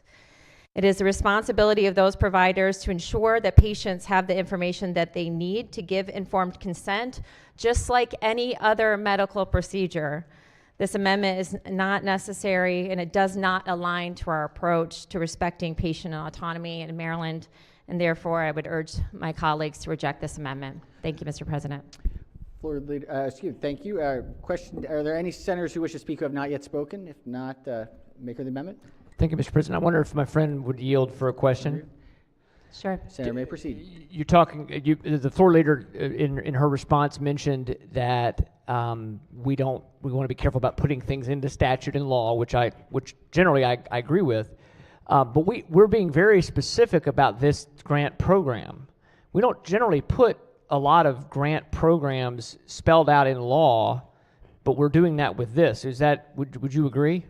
I guess I'm not quite certain, Mr. President, what the senator means by specific, while we're being specific for this, for any of the reasons. If you're talking about the funding sources, if you're talking about the restrictions on use, that's the reason why is because that's set up from federal law, that's like what that can only be used for with these funds. But I guess I'm not sure about exactly what the senator means by being specific here. Well, I guess my reply would be, Mr. President, that if we're having to be very, very almost oddly specific because of the federal requirements from Obamacare, then why, I don't know that it would be, I'm not quite sure why it would be wrong to have some additional safeguards in the bill. Just on its face, I understand the disagreement, but I don't know that the argument that we don't put things in law like this flies here because we're having to do something very specific for this program. Because we're not going to legislate what clinical standards are. That's the reason why I would proffer to my colleagues the reason why we don't need to put this in here. There's already requirements that healthcare professionals provide patients with informed consent. They have to provide informed consent. They have to provide them the information so that they can give informed consent when they're receiving a medical procedure. And we look at this as healthcare. The majority of Marylanders look at this as healthcare. Mr. President, if I could continue, and if the floor leader would be willing to continue in the dialogue, we talk about informed consent, yes, but not every healthcare practitioner is going to talk about coercion because it is not assumed that there would be any coercion on most things. But this is something that there has been a lot of evidence internationally. There's been a lot of instances of coercion in abortion, and I just don't. I think additional safeguards are very, very important, and I know that's more of a statement, not a question. Thank you very much. I'll speak to the amendment. Thank you. All right. Thank you, Mr. President. So we've heard about procedures, and we've heard about what we put in state law. I know, it came to me. It's been a long day. Would the floor leader mind for yielding for one more question? Yes. Senator may proceed. Thank you, and then we'll bring this to a close. You talk about medical procedures and standards of care, and you are right. Of course, we don't want to get into nitpicking, although we did get very specific in law about who could perform abortive procedures a couple of years ago, and we did not leave it up to we did put that in law. But the issue is, I'm curious if you could tell me, are these facilities that are set up to do this, that will be set up to do this, will they be inspected and operated the same way as any medical facility, or they stand alone on their own? They wouldn't be any different than any of the providers that are already, operating in the state. I mean, wouldn't it be any different? Okay. So And to make the point, though, these are, if you look at the bill, it lists out the eligible organizations. These are not just providers. These are also abortion funds that would be able to receive these grant money. Okay, thank you very much. Mr. President, one thing I know is that we've had generally in Maryland, we do not inspect and evaluate places that provide abortions in the same way that we would evaluate other outpatient surgical facilities. And so, again, I think that's another reason why it's appropriate to put additional safeguards into the bill. I do ask for a roll call on this important amendment to try to do everything we can to be sure people are not being coerced one way or the other into making a decision that will be with them for the rest of their life. Thank you, Mr. President. Thank you, Senator. All right, on the amendment, no further discussion. Clerk will call the roll. Mr. President, Has everyone recorded their vote? Anyone wish to change their vote? Explain their vote. If not, the clerk will take the call. With 33 votes in the negative, Senator's amendment fails. Are there any further amendments to the bill or its title? Seeing none, Senate Bill 848 is hereby ordered printed for third reading. All right, we've got 2 left. Let's do this. And then we're going to break. So let's do number 26, later calendar 26. Clerk will read the bill. Senate Bill 608, Senator Augustine, Criminal Procedure U, Non-Immigrant Status Petitions. Question is on the adoption of the 3 committee amendments and the favorable report. Questions on the 3 committee amendments and the favorable committee report. On the amendments, any discussion? Any objections? Without objection, the amendments are adopted. Question now on the amended report. Any discussion? Any objections? Without objection, the amended report is adopted. Are there any further amendments to the bill or its title? Seeing none, Senate Bill 608 is hereby ordered printed for third reading. We've got calendar 16, last one of the night. Clerk, read the bill. Senate Bill 149, Senator Hester, responding to emergency needs from extreme weather Renew Act of 2025. Question is the adoption of the 2 amendments offered from the floor by Senator Hester. Questions on the 2 committee amendments? Any discussion of the amendments? Any objection to the amendments? Without objection, the 2 committee amendments are adopted. Question now is on the amended report. Any discussion? Any objections? Without objection, the amended report is adopted. Are there any amendments to the bill or its title? Seeing none. I have an amendment. Oh, yeah, sorry. Recognized senator from District 9 has an amendment. Pages will collect and distribute the senator's amendment. Mr. President, I think I have to move to withdraw the previous amendment first.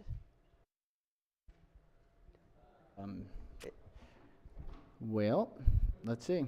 What is the amendment drafted to? Is it a substitute committee amendment? No, it was the Hester amendment that was offered previously. We only had the committee amendments at the time. Let's check with the Secretary of the Senate. Are we? I thought the amendment on the board was the original. Ah, okay. Yeah, it so was the the original. floor amendment right. is what we had. We did not have the committee report. No, we had the committee Okay, report. so we did have a floor amendment. So the question is, Senator has moved to reconsider the vote by which the amendment was adopted. Is that correct? Yes, please. Do you need? All right. Nope. Correct.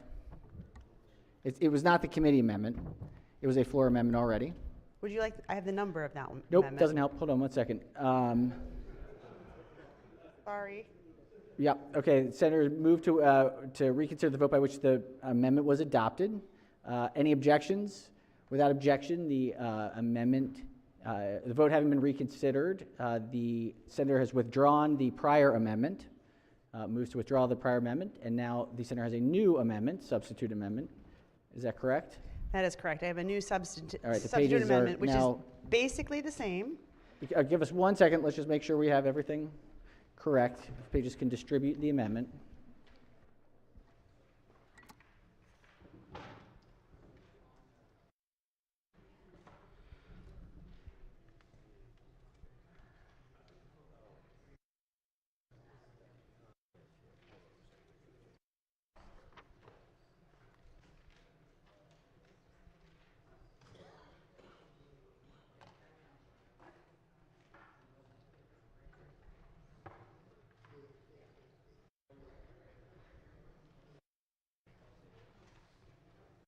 All right, Senator may explain the amendment.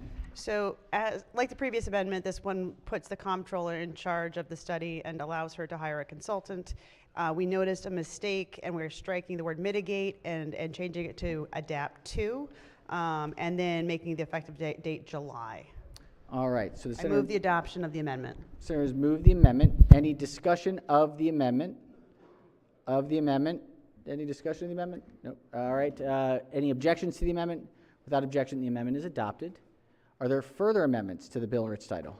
Seeing none, Senate Bill 149 is hereby ordered, printed for third reading. Okay, we are going to call it. We're going to call it. This has been a long, long, long, long week. All right.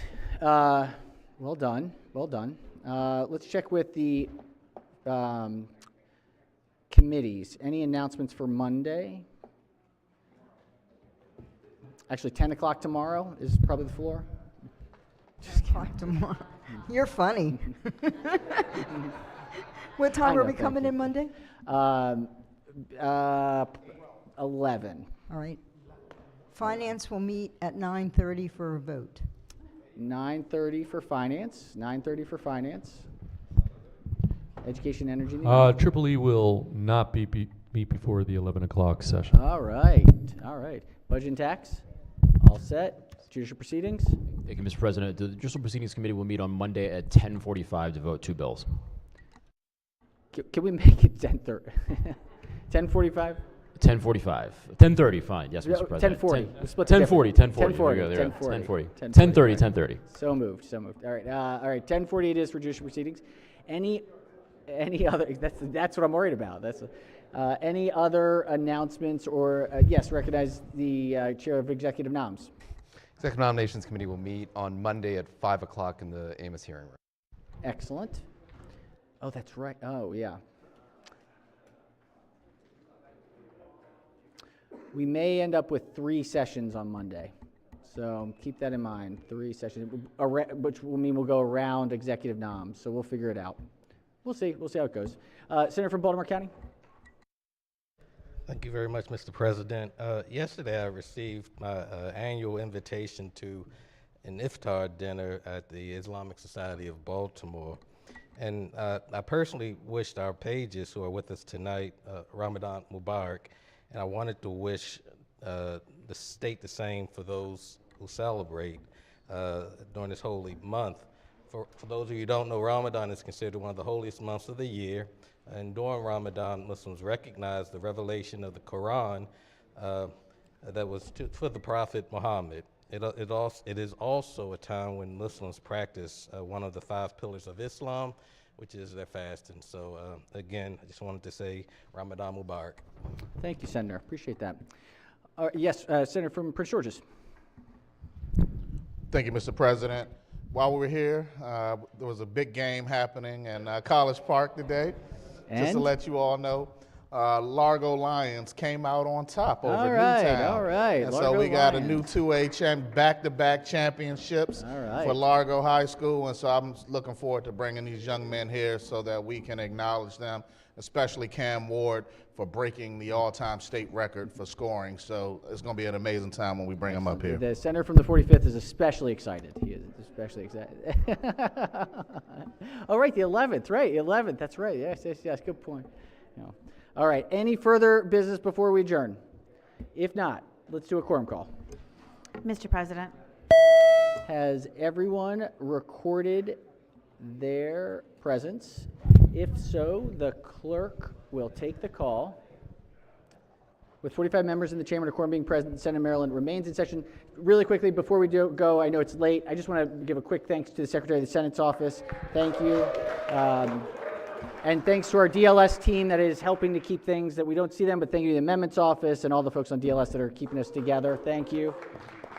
And thank you to our pages. So excellent. Thank you. And Madam Majority Leader. Thank you, Mr. President. And I might say that Maryland is still ahead of Illinois. 7 minutes to go. Maryland's ahead 84-53. Oh, all right. Look at that. Okay. And at that, I move the Senate of Maryland stand adjourned until Monday, March 17th, St. Patrick's Day, at 11 a.m. 11 a.m. Without objection, so ordered. Have a wonderful weekend. Work hard.